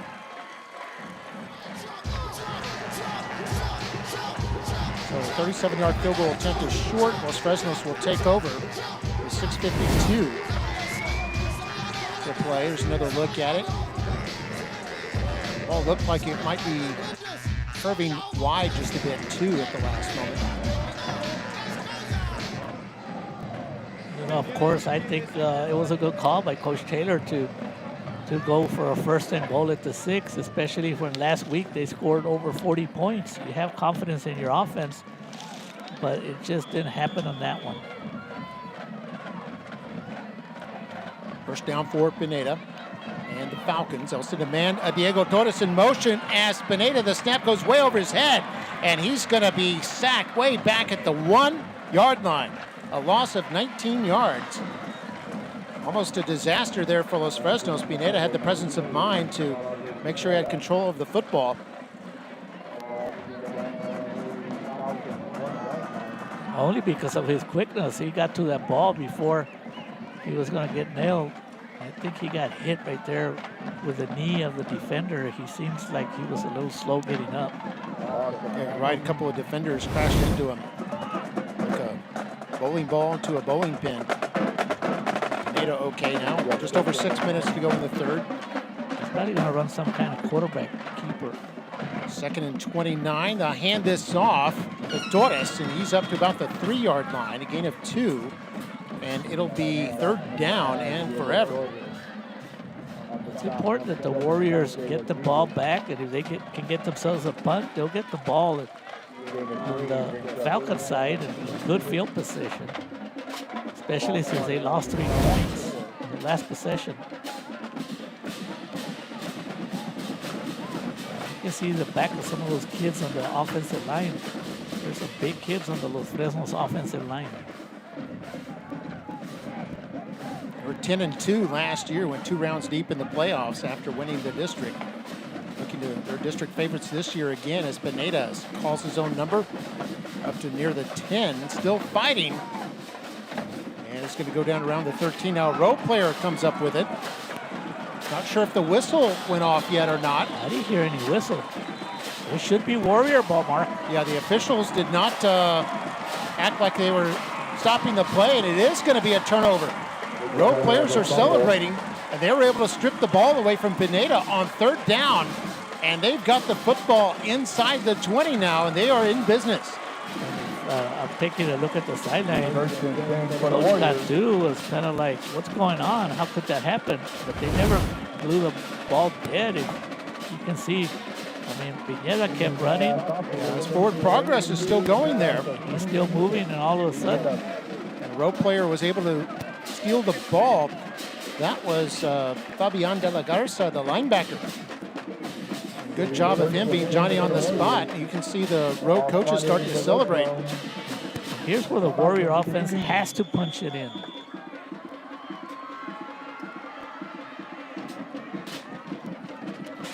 .5:03 to go in the quarter. Garza, play action, has time, throws for the end zone. It's intercepted, but was it inbounds? I think they're going to say yes. I don't know, Mark. We're going to have to take a look at this replay. Officials talking it over. Ripachal was the one who intercepted the ball, and you only need 1 foot inbounds. The signal, it took a while for the signal to be done. We take a look at the replay, see if we can tell. He definitely caught it, but did his foot come down in bounds or not? This is a big call in the game. Maybe this is a better angle right here, Mark. Nope. Quite able to see it, maybe this angle. The result of the play is an interception in the end zone. The result is a touchback. I like to see that replay again right there, Mark. That last one. Oh, look at this. Yeah, it looked like he came down. I saw his foot. Here comes the foot. You need 1 foot. I saw he was out of bounds. Yeah, that looks out of bounds. And the referee, the official did not have a good, he was right in front of it. He didn't have the angle. And Falcons catch a break there as Ripachal will be credited with an interception. And even better, instead of stepping out apparently inside the 1 yard line, it's going to be a touchback. They'll get it at the 20 yard line. So a huge break here for Los Fresnos. Initially, Mark, from up here, it was a great defensive play, but it didn't look like he was in. But it's hard, Mark, to be out there on the field. Well, we saw in that first replay how, at full speed, how quick those things happen. And it's not easy to see. What do you call it? The official did not have a good angle. And they're going to go for the deep ball on first down, incomplete, trying to hit Torres. Broken up by Rodriguez. Oh, and we're about to have the fan of the game here in a moment. The main event. And this is the Nikki Rowe Warrior fan of the game they're presenting. Nice package there from main event. We appreciate our friends at main event. We have Mr. Gutierrez there in the third from the right, who's the principal at Rowe. Some of the assistant principals there. And a shout out to the second person from the left, Mark, Mr. Macias Ruben. The reason I'm giving him a shout out, he was one of my former students. All right. Now an assistant principal at Rowe. 2 yard pickup after the incompletion. Mark, with all this replay in college football and high school football, you think it'll ever come down to high school? I think it will eventually, but you've got a lot of schools that don't have the technology. In the state championships, I think they do it.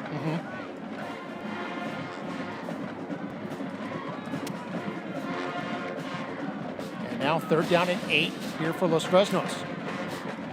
Over the middle to Torres. Oh, and a hammer blow there. How did he hang as on? He goes down at the 27. That was Ramos, the linebacker. Came in like a wrecking ball. He deserves his name called out again. Rost Bel Ramos. Making sure that there was no first down. And you saw he kept his head up and everything. It was good technique. Didn't go in with leading with the head. That's where they'll call the targeting to protect those players. That was a replay there. Now back to live action. They got the punting unit on. And Aguirre for Nikki Rowe standing at his 35 yard line. There he is there. Should have good field position here for the Warriors. So they try to punt this away from Aguirre so he won't have a return. He touches the ball and it goes out. 34 yard line, it looks like. Good job by the punter. He didn't look like he was going to get anything on it, and he did. But because of the turnover, Mark, look at where now the Warriors have the ball. So you're looking at they're on their own like 27-yard line? Yeah, 34. 34-yard line? Oh no, you're right, 28. The 28. So I mean, look at all the yards that interception was cost.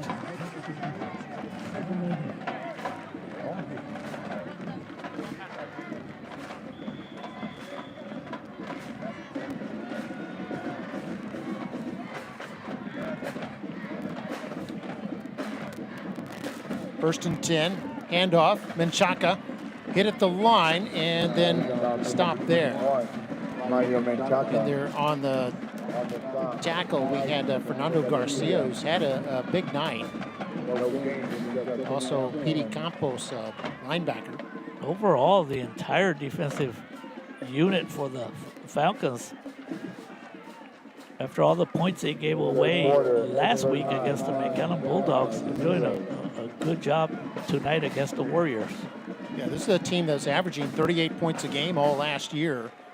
Scored 34 last week, but their defense has been strong here tonight as Rowe gets a nice pass there completed to Landon Barrera. Might be short of the first down, but it'll bring up 3rd and about 4. Good pass by Garza. Barrera doing a good job on his route. Brings up 3rd down and 4 for the Warriors. Of course, over 100 yards passing. You can look at Coach Taylor right there jumping up and down, excited. 2.5 to play in the 3rd. They're down here for Rowe. They'll go trips to the left. Garza looking left and then looks right and is sacked, and a flag comes down. Sacked by J.C. Fuentes, one of the team captains for the Falcons. We'll see what the flag's about. Personal foul, face mask, number 20 of the defense. 15-yard penalty, automatic first down. Big break for the Warriors. I'll give them a first down. 15 yards up to the midfield. 65 yards in penalties on the Falcons tonight. They've had 2 or 3 15-yarders. You know Coach Cantu's not happy with that, but there's plenty of time here before district play to try to get all those corrections. Garza will hand this off. Menchaca almost broke through into the secondary before he was brought down by the linebacker Juan Sanchez, number 0 right there. We know Menchaca has speed on that touchdown that he scored.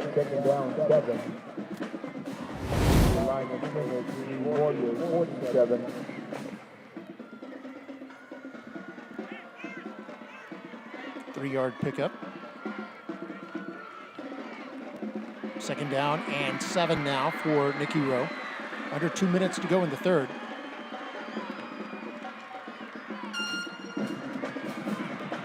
Garza being chased. He's going to let this one go. Man is open, caught at the 40, 1st down and more.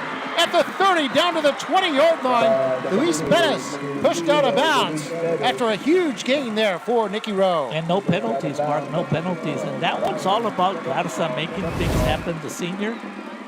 He had several options, could not find anyone, rolled out right on time, and then he spotted the receiver wide open for a big gain for the Warriors, Luis Perez.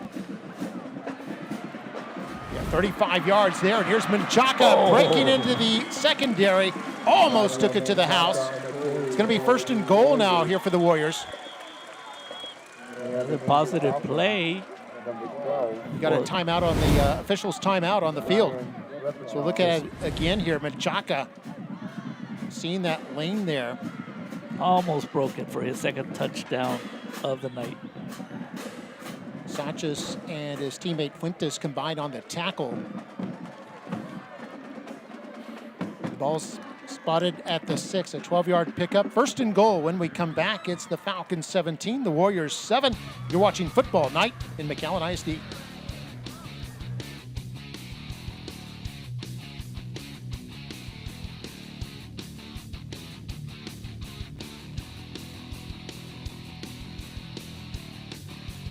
McAllen ISD's 2025 Superintendent Scholarship Golf Tournament was a huge success. More than $68,000 was raised for student scholarships. We want to thank everyone who contributed and be on the lookout for this year's event coming this spring. McAllen ISD, we are all in.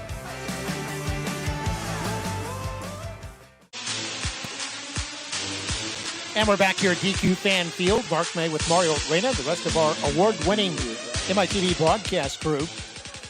It's going to be a first and goal at the 6-yard line. Actually, they moved back to the 7 now. But the Warriors in business here. This third quarter. They had a couple of unfortunate turn of events. They hit a field goal that they took off the board because they accepted a penalty. Then they missed a field goal after that.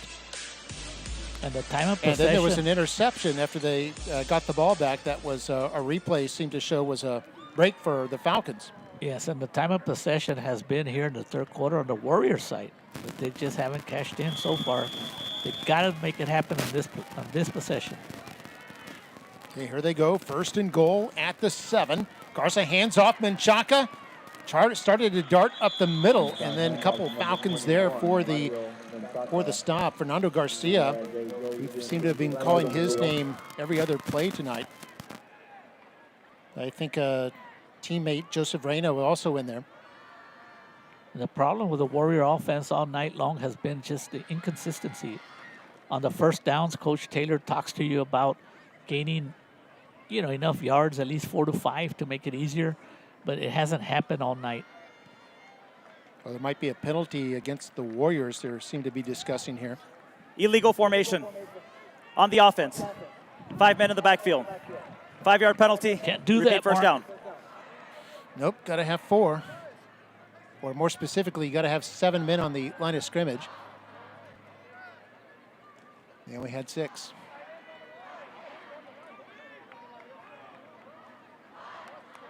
Fifth penalty on the Warriors tonight.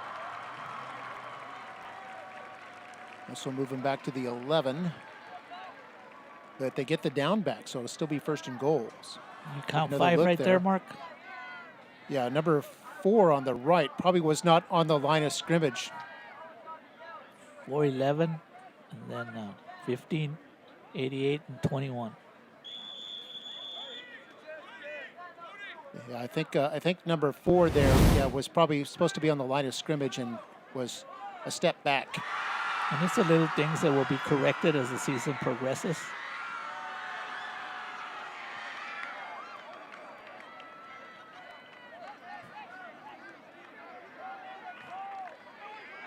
So first and goal. Garza to throw toward the end zone. Man is open. Oh. Incomplete. Intended for Aguirre. And Aguirre is so dangerous, Mark. He was open. The bullet pass there. And it'll bring up second and goal.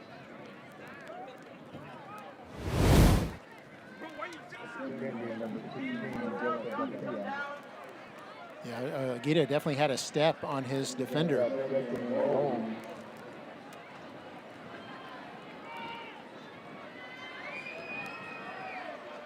Clock is stopped at 48 seconds.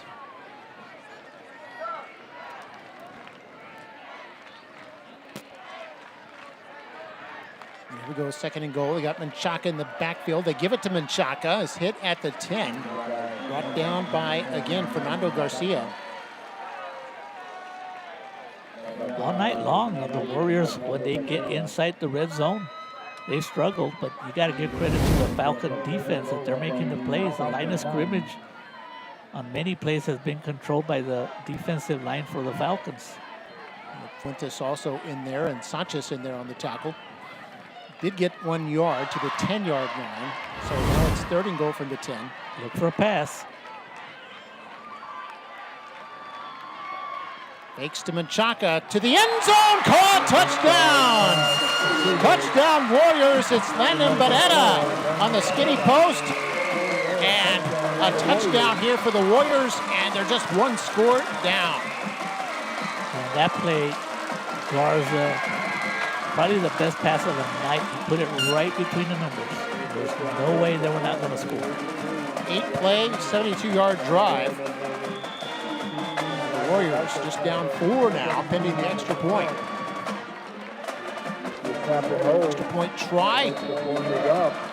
Kick is up and good by Santiago Nunez, his second extra point tonight. Falcons 17. And it's now 17-14. 6 seconds left in the quarter. Time now for the Falcons. Come on, Warriors. Taylor coming over, giving him some props there. And yeah, Landon Beretta, the electric, radioactive. He catches that pass and gets in for the touchdown, 17-14. That gives the Rowe fans a lot to smile about. Do that tomahawk chop. They call that Indian Phil. The band plays it. Excitement on the Warrior side now. Yeah.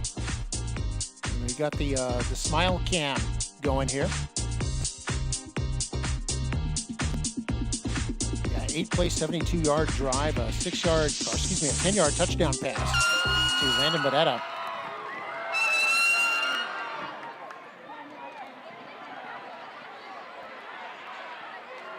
And here's Perpachel trying to return it across the 15 as he'll be stopped there at about the 16-yard line. Rams getting into it. Flag is down as we've reached the end of the quarter.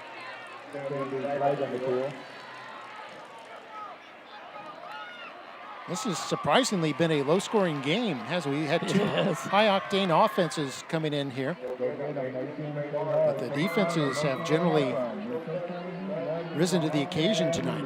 Both defenses, they've given up some yards, but then at the right time they have the big After the stops. play, unsportsmanlike conduct. Number 7 of the kicking team. That 15-yard penalty will be assessed from the end of the run. It's going to be first down. That is the end of the quarter. End of quarter number 3? Correction. It was 7 of the receiving team. That's a big correction that's right a there. Different, yeah, they're going to have to step that off in a different direction. So we'll take a break. We'll sort that out. And 17-14 our score. Falcons on top, and they've got the ball. But the Warriors have the momentum at the moment. As we go to break, we'll be back with the fourth right after this.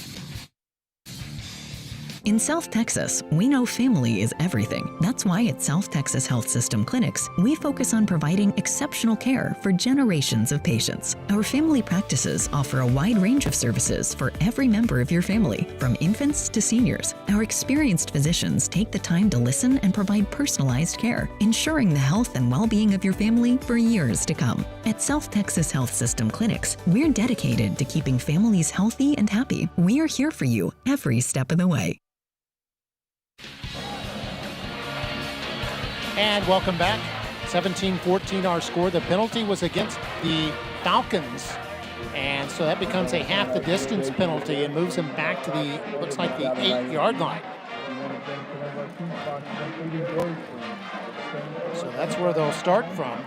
Backed up at their own end, holding on to a precarious 3-point lead as we start the fourth quarter. Pineda fakes the handoff, keeps it himself.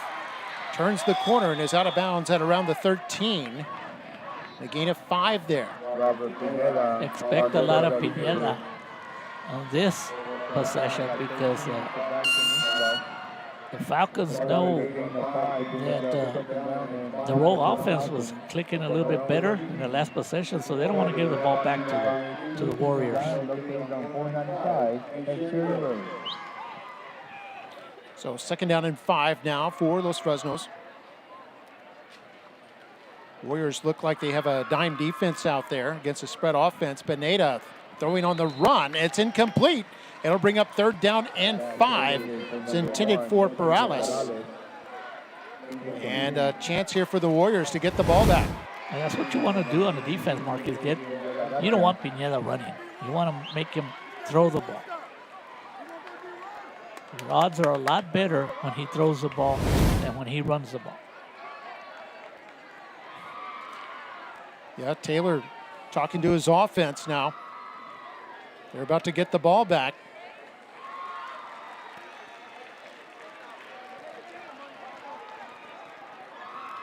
On third down, Pineda wants to keep it, and he's going to be stopped short. Got to the 16, he needed the 18. Well done by the Warrior defense, and because the Falcons are pinned down deep in their own territory, there's no way they're going to go for it. Cantu's not going to do that. He's going to do the right thing, and he's going to go ahead and punt it out. And that means that the Warriors should get good field position. There's Aguirre back to receive, standing at his 50-yard line. So based on that, yeah, should be excellent field position here. The punter gets this off. The punter's Joe Ortiz. Aguirre won't play this one. It's a little too dangerous and takes a bit of a Falcons roll. Be killed at the row 46.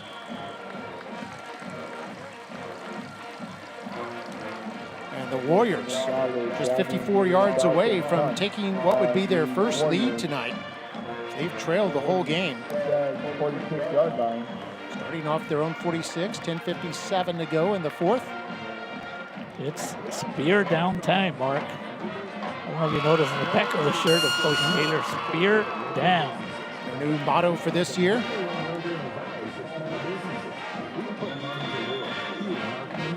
There's Coach Gabriel. Good view there from the sideline. Warriors watching anxiously, knowing they have a golden opportunity here. Play action. Garza wants to go deep. Spanner there is wide open. It's Aguirre. It's caught at the 20, and it's a touchdown. Touchdown Warriors, and they're in the lead.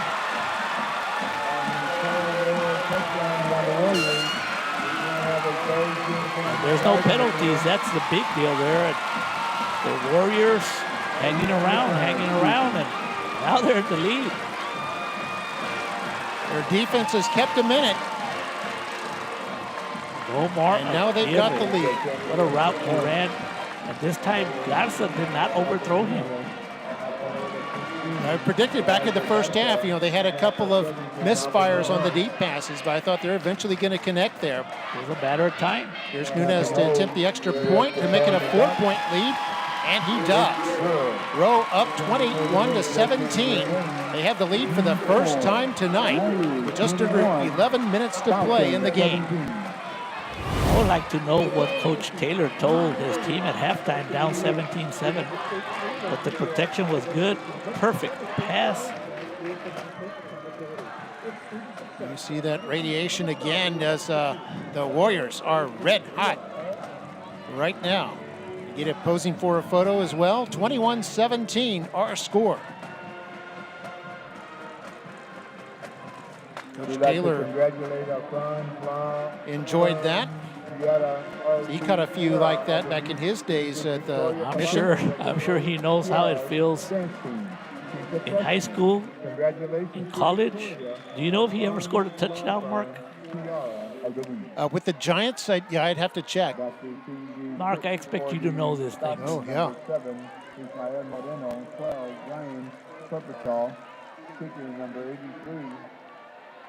This will be Daniel Salazar to take the kickoff. Caught at the 5. Now the return to the 20 and hit at the 24. Trying to turn the corner and down at about the 25, maybe the 26-yard line. Good little return there by Ismael Moreno, the junior receiver. The thing about the Falcons is how long can you keep them down? Because the Warrior defense has done a wonderful job of not allowing the big play. And this is a big play offense because of Pineda. But so far, the defensive line for the Warriors, and the linebackers have done an excellent job. And on passes, the secondary for the Warriors are doing a great job. There's a big run there. That's Diego Torres.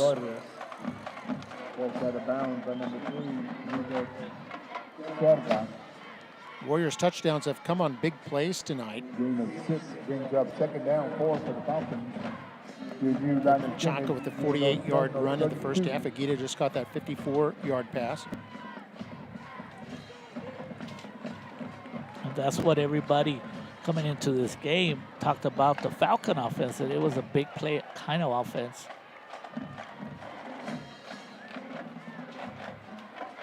And Barrera caught the 10-yard pass as well. And here's a throw on 2nd and 4. This is caught. First down up near the 40-yard line. That's Perales. And even though he did not catch the ball, number 13, Ricky Salazar, did a good job of blocking. Perales.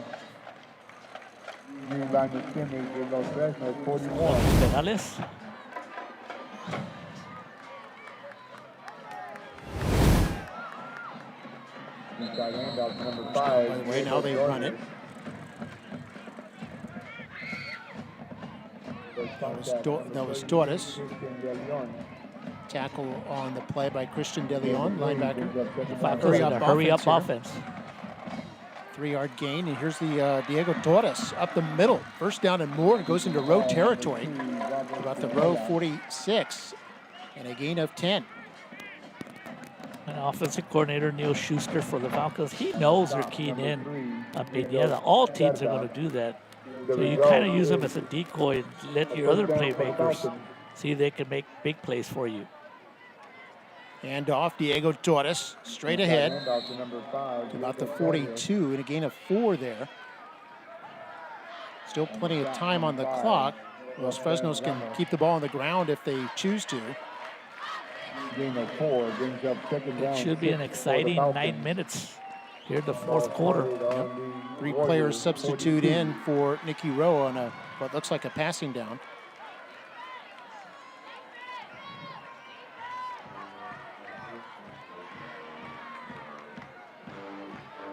Second and 6 here. Fake the handoff. Pineda wants to throw, now trying to run, and the Warriors on top of him hold him to about a half-yard gain. And the clock will keep running. And this Warrior defense also doing a great job containing Pineda, not allowing him to get outside the hash marks, pinning him down, forcing him up the middle. You got to do that. It was a good job by... Oh, here's a big play here. I was going to say it was Rodriguez on the last tackle, but that time quarterback Pineda burst for a big first down. All the way to the 29. You see the quarterback draw. Good blocking right up the middle. 12-yard pickup.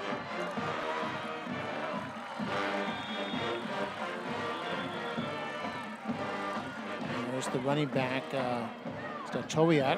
There's a penalty. Yeah, flag down, right where he was tackled.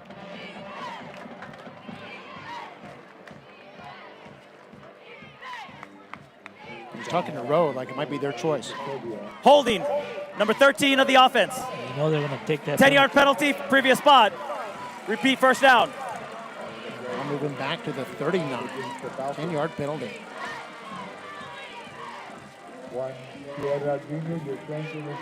Still 8.5 to go.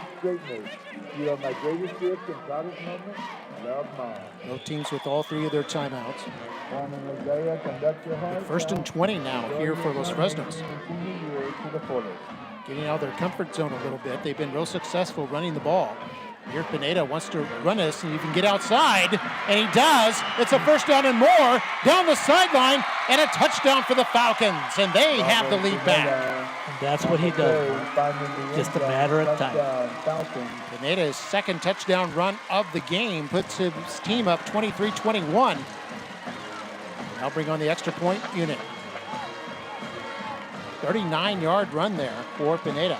He kind of made it look easy.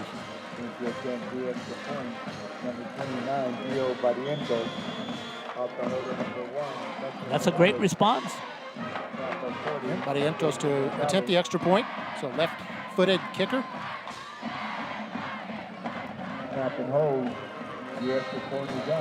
Ready long enough, and it's good. It's a 3-point lead now for the Falcons. Take a look at the replay. We'll have the fan cam. It's the extra point try. set up the touchdown here in a moment. So you watch that, a 39-yard run by Pineda.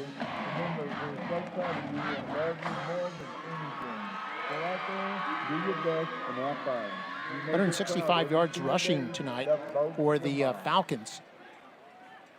Pineda with the 39-yard run, also had a 15-yard run for a touchdown earlier this evening. And he threw a 34-yard touchdown pass. And you can see our light cone there as Pineda takes off and used that speed down the left sideline, even ran through the cone and got the touchdown. 24-21, they go in front.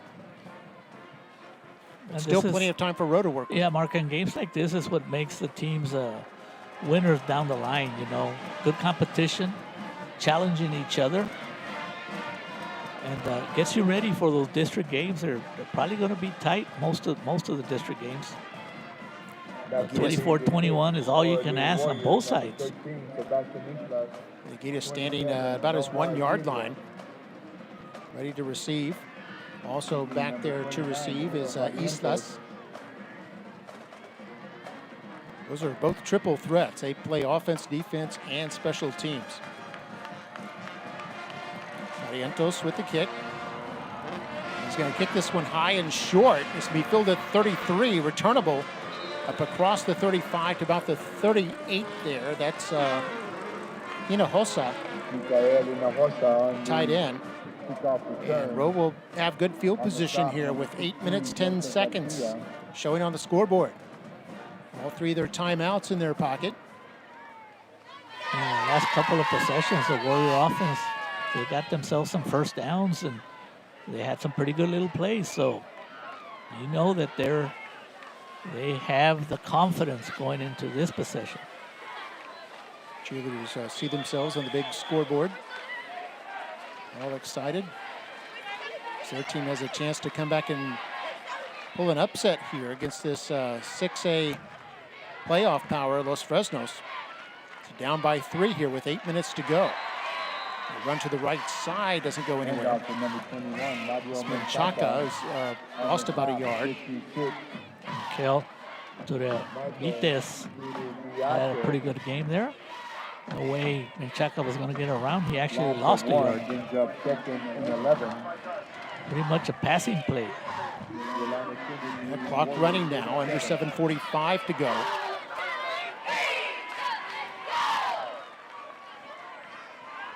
Garza has time. Forced out of the pocket, and nobody open downfield. Basically a coverage sack there. And it'll be 3rd down and 11. And Garza did a good job of not forcing it. Because that's when trouble begins, and that's when you can have an interception. Good pressure by the Falcon defense, forcing Garza to run out of bounds. Another passing down. Yeah, good job there by Garza. Kept looking downfield until the last moment. But just nobody open and did not want to force a throw. So 3rd down and 11 now for the Warriors. Might even be 2 down territory depending on how much they get on 3rd down. Timeout, Rowe High School. That is their first timeout of the second half. And Rowe takes a timeout. That's their first used timeout. Let's do the fan cam now. With 7:29 to go in the game, fans having a good time here tonight on both sides. The teams exchanging the leads and putting on a show for the fans here.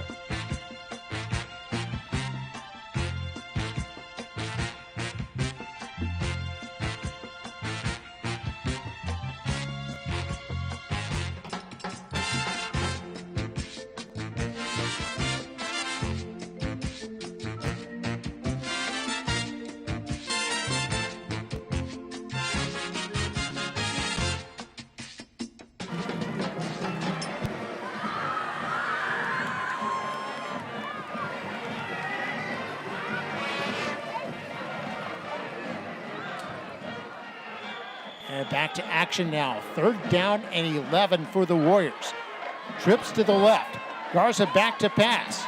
It's going to go deep left side. And it's incomplete. A flag is down. 2 flags down. And this might be a first down for the Warriors. It will be. There was some contact downfield. I even threw my flag up here, Mark. You threw it from way up here. That was Luis Bettis, the intended receiver.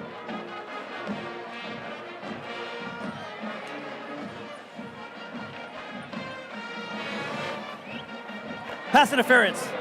Number 22 of the defense. 15-yard penalty from the previous spot. Automatic. First down. Here's a score mark in the fourth quarter. Westerville Panthers 23, Mustangs 16. You could see on that play that some contact had happened. See it again. So 15-yard penalty moves the ball into Falcon territory at the 48-yard line and a fresh set of downs. Play action. Garza over the middle, and this is caught about the 30 or 41. And that's Beretta, who caught a touchdown pass earlier tonight. A 7-yard gain. Garza up to 215 yards passing now. He seems to have found his rhythm, his flow here in the second half. So second down and 3. Under 7 minutes to play. Garza out of the gun, play action. Over the middle, a man is open, caught at the 30, first down. It's Beretta inside the 30-yard line, down to, inside the 20, and down to about the 15. Another beautiful pass by Garza. He's finding it, Mark. 26 yards on the play. Like a crossing route there by Beretta, and it made a nice move to pick up another 10 yards.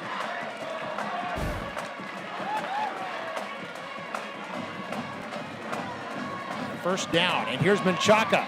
Across the 15 and then upended after a 2-yard pickup. A correction there on the run. That was Ivan Ramirez.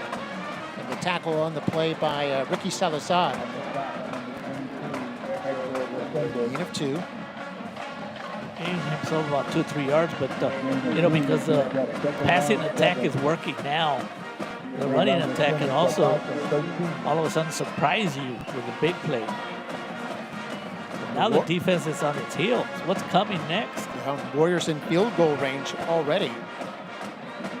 Walk under 6 minutes, taking their time as Garza hands this off. And back to the line of scrimmage, that's Ramirez. It'll bring up third down. You have to remember Ramirez has been subbing in and out, so he's got fresh legs. But a good job by the defense for the Falcons. For the Warriors. 3rd and 7 because of the last couple of running plays did not work. The odds are pretty high that you're going to have some kind of pass. Look out. Look for the playmakers. Keep an eye on them. Warriors 5 for 13 on third down tonight. Clock is under 5 minutes. Now just 10 seconds left on the play clock as the team sets the formation. They're going to have to hurry here. They better call a timeout. 2 seconds, 1 second. They snap it in time. Play action, throwing toward the end zone, and it's incomplete. It looked like a man was open. That was Anthony Hernandez. He couldn't quite get to the ball. He was open, but I don't know if Garza just misread where he was going to be. So the Warriors will probably go for a field goal to tie this ball game. There you go. And this is attempting the kick. This is going to be Santiago Nunez. He's missed from 35. This will be from 30. 30-yard field goal is plenty long enough, and it is good, and we're tied. Game is tied up at 24 with 4:40 to play. 24, Falcons 24. Almost a 4-minute drive there for the Warriors. They drove all the way down to the 13-yard line. Drive stalled, but then Nunez came on to pick up 3 points, and we're all tied up. Give the Warrior offense credit. They responded to tie this game at 24-24. We're all tied up. Don't go away. 4 minutes, 40 seconds left. right here on Football Night in McAllen ISD. Why choose Lone Star National Bank for your business? Because no other bank does more to support local businesses. In fact, we are the #1 lender in the Valley to small businesses. We put money to work here in our community. That helps our local businesses grow. Creating more jobs. And more opportunities for all of us. Working together. Together. We do what the little banks can't and the big banks won't. Lone Star National Bank, the Valley's bank. Here's the kickoff as we're back live. Caught at the 5-yard line. This is Perpachel breaking tackles, across the 30, and still going across midfield. Couple players chasing him all the way down to the row 30-yard line. And a huge return there by Ryan Perpachel, the junior safety for the Falcons. I'm sure somebody in Alabama is jumping up and down, Mark. His dad, Dylan. And this is something that there's a reason why, as we take a look at the replay, did an excellent job of finding the gap right up the middle, and nobody could get to him. But this is why, in talking to Coach Taylor before the game, he did emphasize how important it is to have good special team play. 67-yard kick return there.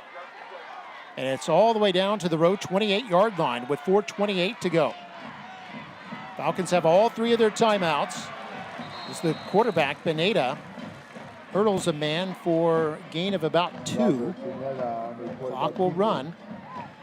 2nd down and 8. Got about 1,000 fans watching us on the online here tonight, Mario. Pretty good crowd. We're glad that they're watching, and they're watching a pretty good game between 2 very competitive teams. And there's our expert crew having a good time. Behind the scenes. 2nd and 8 now. Handoff straight ahead. And this looks like it's enough for a first down as they cross the 20 to about the 16. That was Pineda calling his own number. And with that run now, the Falcons are definitely in field goal range. But you know they're not going to settle for a field goal. And they're going to try to do as much as they can, Coach Cantu from Los Fresnos, to run down the clock and not give the Warriors a lot of time if they go for a field goal or a touchdown. 10-yard pickup by Pineda. And now the Falcons have time on their side. They can let the clock run down. They're already in field goal range. But I think you're right, Mario. They want to put a touchdown up there. But take the clock down as far as they can. We have a timeout on the field right now. I believe that's the Falcons' timeout. Or excuse me, it's row timeout. It's a row timeout.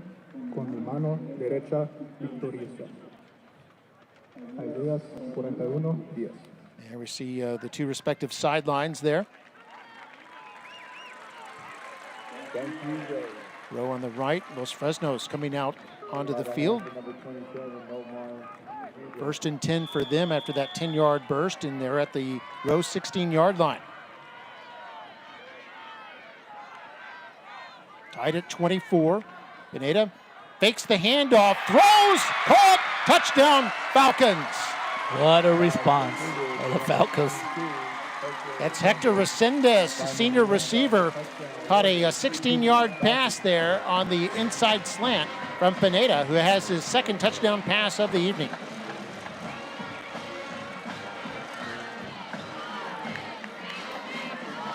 $93 yards total passing.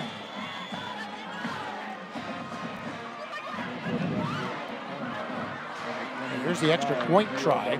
This would make it a 7-point game.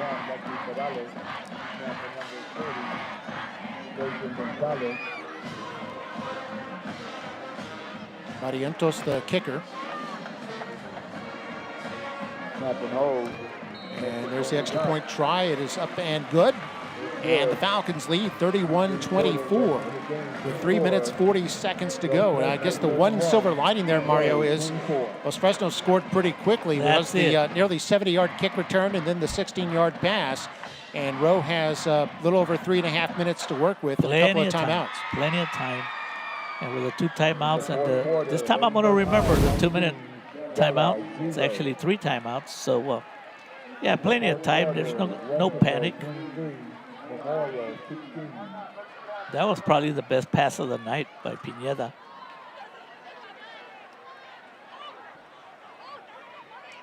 But it all started with what, Mark? A special team play. The big, what it was, 60, 65 yards. And that just set him up. Then he had to go too far. So 31-24, Falcons in front. And Rowe will have to engineer another big scoring drive if they want to stay in this game. Here's Aguirre standing at his 1-yard line. And Mark, I was talking to Coach Cantu before the game. He's so proud of that he is a product of Los Fresnos. But you know what he was so proud of? He told me that his grandma was the first Hispanic high school graduate in Los Fresnos. Wow. Bit of history there. His kick is high and deep. Field at the 10.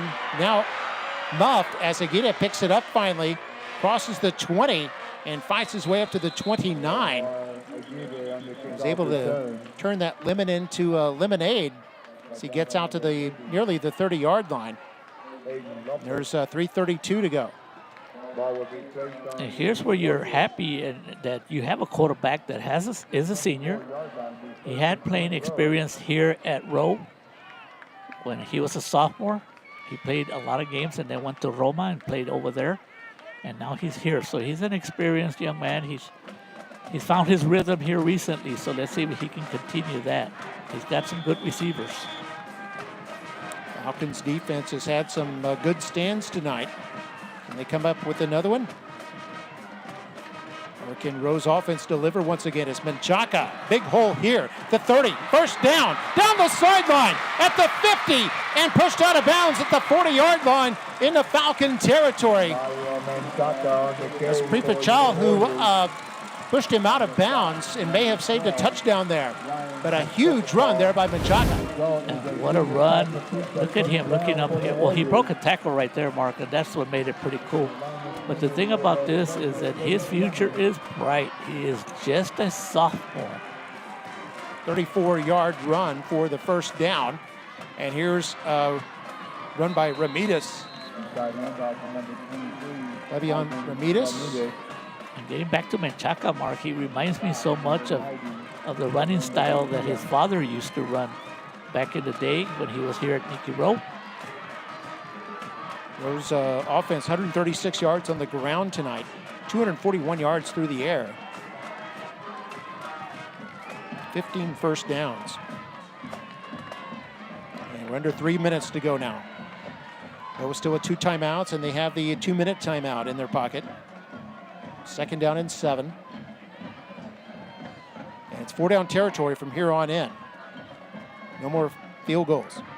They hand this off, and this is going to be a tackle in the backfield. Big play. It's Fernando Garcia. We've been calling his name all night. Yeah, he's been shooting the gap. He's real quick. Loss of 4. And it's going to be 3rd and long here for Nikki Rowe. 3rd and 11. You probably have to 2 passing plays maybe, Mark, depending on how many yards they get on this. It's got 2 plays to work with, but we're going to have the 2-minute timeout. Let's not forget about that, baby. So 2 minutes left in the game. That is a 2-minute timeout. 2 timeouts for Rowe as they trail by 7, facing 3rd down and 11. Don't go away. This is football night in McAllen ISD.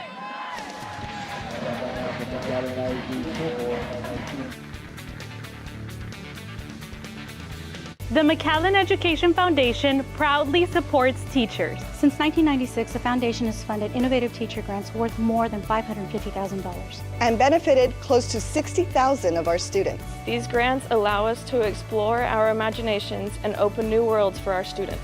They raise funds by hosting a bowling tournament and helping with the superintendent's golf tournament. And we appreciate those sponsors who'd made it happen. You can help too by donating at the McAllen Education Foundation website. Thank you, McAllen Education Foundation, for all that you do.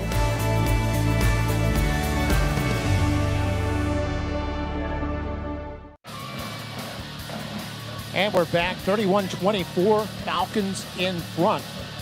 Warriors briefly held the lead at one point here in the fourth quarter, 24-21. But the Falcons got it right back, and the Warriors trying to retake it again. Third down and 11 for Nikki Rowe. 2 downs to work with here, so they don't have to have all 11 yards Timeout. in one play. Los Fresnos High School. And the Falcons called timeout there first. They waited to see how the Warriors are going to set up, and then they called their timeout. See that tactic in basketball a lot, don't Yes, they do. They do, yes. Teams see how what kind of formation they come out with, what kind of lineup, what personnel, and then call a timeout so they can substitute against it. You see Coach Taylor talking to his troops. Coach Cantu on the other side talking to his. This is a type of game that I think both coaches are enjoying. They get to see a lot of their players' performance. And from there, you know they're going to use film to see how they can improve. You know us, Mark, we like to send out shout-outs. This one came in. Shout-outs to actually some Falcons in attendance. Natalie Lozano and some of the Falcons volleyball team are here, along with their coach, Alisa Lucio. And the Honorable Juan Mendoza, Justice of the Peace in Los Fresnos. Hey, if I ever get a ticket there, I'm going to tell him I gave him a shout-out, and he better give me a break. And here are the next games for these two. Next Thursday, the 11th, the Falcons will be at Laredo United South. And then on Friday, the 12th, Rowe will be at Mercedes, taking on the Tigers. Team they beat here in McAllen last year. And here we go, a 3rd and 11. And they're blitzing the Falcons, and they got Garza wrapped up, unable to throw the football. And a disaster there for Rowe. They're going to face 4th and way long with no choice but to go for it here as the clock is running at 1:42. Well, knowing that the Falcon defense, they knew the Warriors had to put it up in the air, Mark, and they sent all kinds of blitz all over the place. Left side, middle, right. So, yeah, it was Petey Campos who got the sack, a linebacker. He came up the middle. And, yeah, Los Fresnos has used the blitz off and on tonight, but when they brought it at the right times. The Warriors have beaten it with a quick pass, but anytime they have to wait for long developing plays. And here we go, 4th and 21. Warriors have to get it all here, and the pass goes incomplete, no flags, intended for Bedetta. It'll be a turnover on downs. And Los Fresnos will take over with 58 seconds left. Rowe with 2 timeouts. A slim chance to get the ball back. But a big, huge defensive stand there by the Falcons. Yep, they did. And it all started off with the pressure on the defensive line and the blitz that caught the Warriors not ready. So with 58 seconds, and the Warriors, they do have 2 timeouts. They're pretty much going to be able to run the clock out, would you think, Mark? Might be able to run it down nearly all the way, but not quite. The 2 timeouts. Now, if they get a first down, then the game is over. As quarterback keeps this up to the 49, and Rowe will use their second timeout. Timeout. Rowe High School. Rowe has 1 left. That is their second timeout of the half. Well, the score stands 31-24. The Warriors did a good job. They hung around. And the Falcons, they showed who they are. When they were challenged, they always responded with big plays and scores, touchdown. And anytime you have a player like Pineda, you know you're never out of the game. There's our next webcast. That'll be next week, Friday the 12th. It'll be the first time we featured Matt Kai. It'll be their home opener as the Bulldogs host the Ed Couch Elsa Yellow Jackets. When's the last time they've been September here, the Mark? 12th. Do you remember?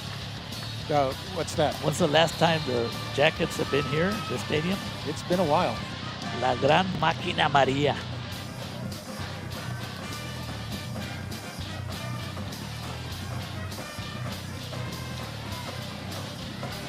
53 seconds left. If Rowe can use their last timeout, stop it at about 49, he might be able to get the ball back with under 10 seconds left. Let's see what happens here. And they're going to hand this one off.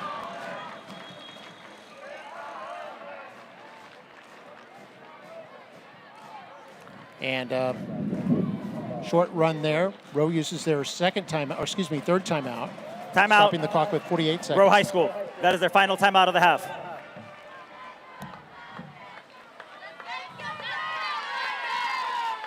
Of course. Now it's only third down, and Los Fresnos can run another play, and that'll take it all the way down inside of 10 seconds. So they'll have to be forced to do something on fourth down. You know, Coach Taylor's is going to be proud of certain things that happened. Looking forward to it.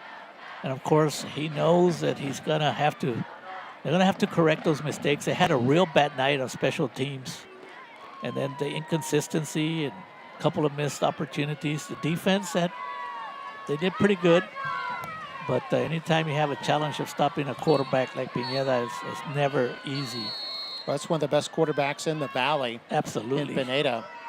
He could be the best quarterback in the Valley, but we'll see how the season progresses. 31-24 our score. And here we go on third down and 5.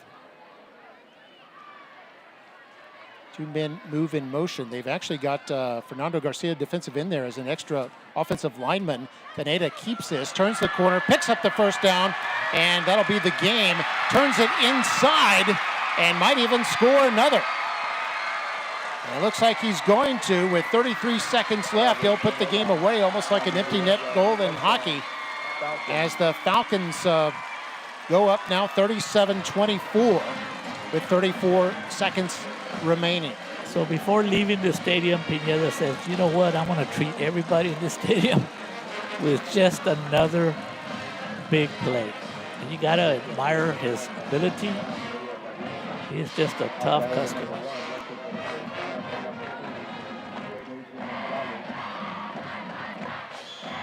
Here's an interesting score. The Westaco Panthers 31.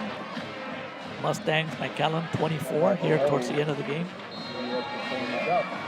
Extra point by Barrientos, up and good, and the score 38-24. How about this score, Mark? In the fourth quarter, the Edinburgh Bobcats 19, Edinburgh Vela Sabercats 7. That was a 47-yard run there by Pineda. Here's another score of the district team. The number one team probably in the Valley. PSJ North 49-3 over PSJ Bears.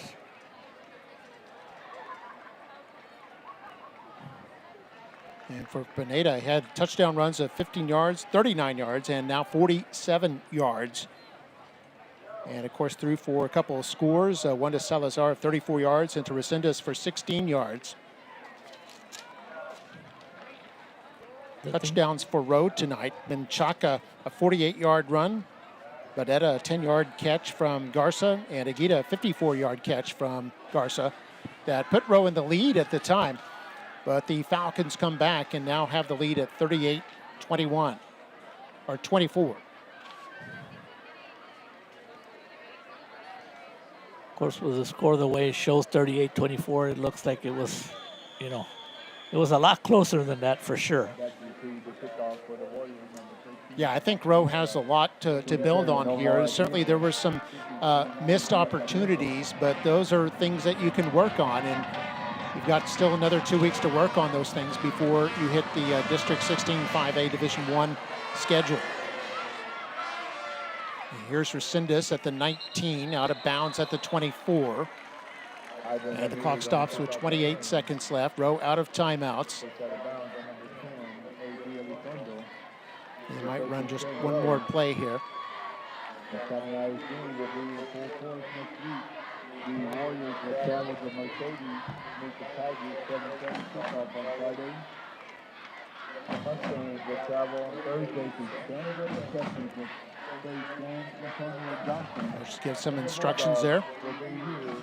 It's one thing that coaches always preach is never give up. Well, the Warriors had a pretty good third quarter, even though they were down 17-7. They did everything to get themselves back in the game. And don't kid ourselves, the Falcons earned the victory. It wasn't given to them. Pistol formation, 3 receivers to the left. Garza back. Comes the blitz, and they hit a short pass to Pettis, and Pettis fights his way up to the 25. Gain of 1, actually. It'd be second down, but they probably won't run another play. We're under 15 seconds left. I'll spot the ball at the 25. Now at the 26. Looks like they are going to try to run one more play. Oh, there's the horn. And the game is over. And the score, Los Fresnos 38, Rowe 24. Give you some stats here for the Falcons. 227 yards rushing, 93 passing for 320 total yards of offense with 16 first downs.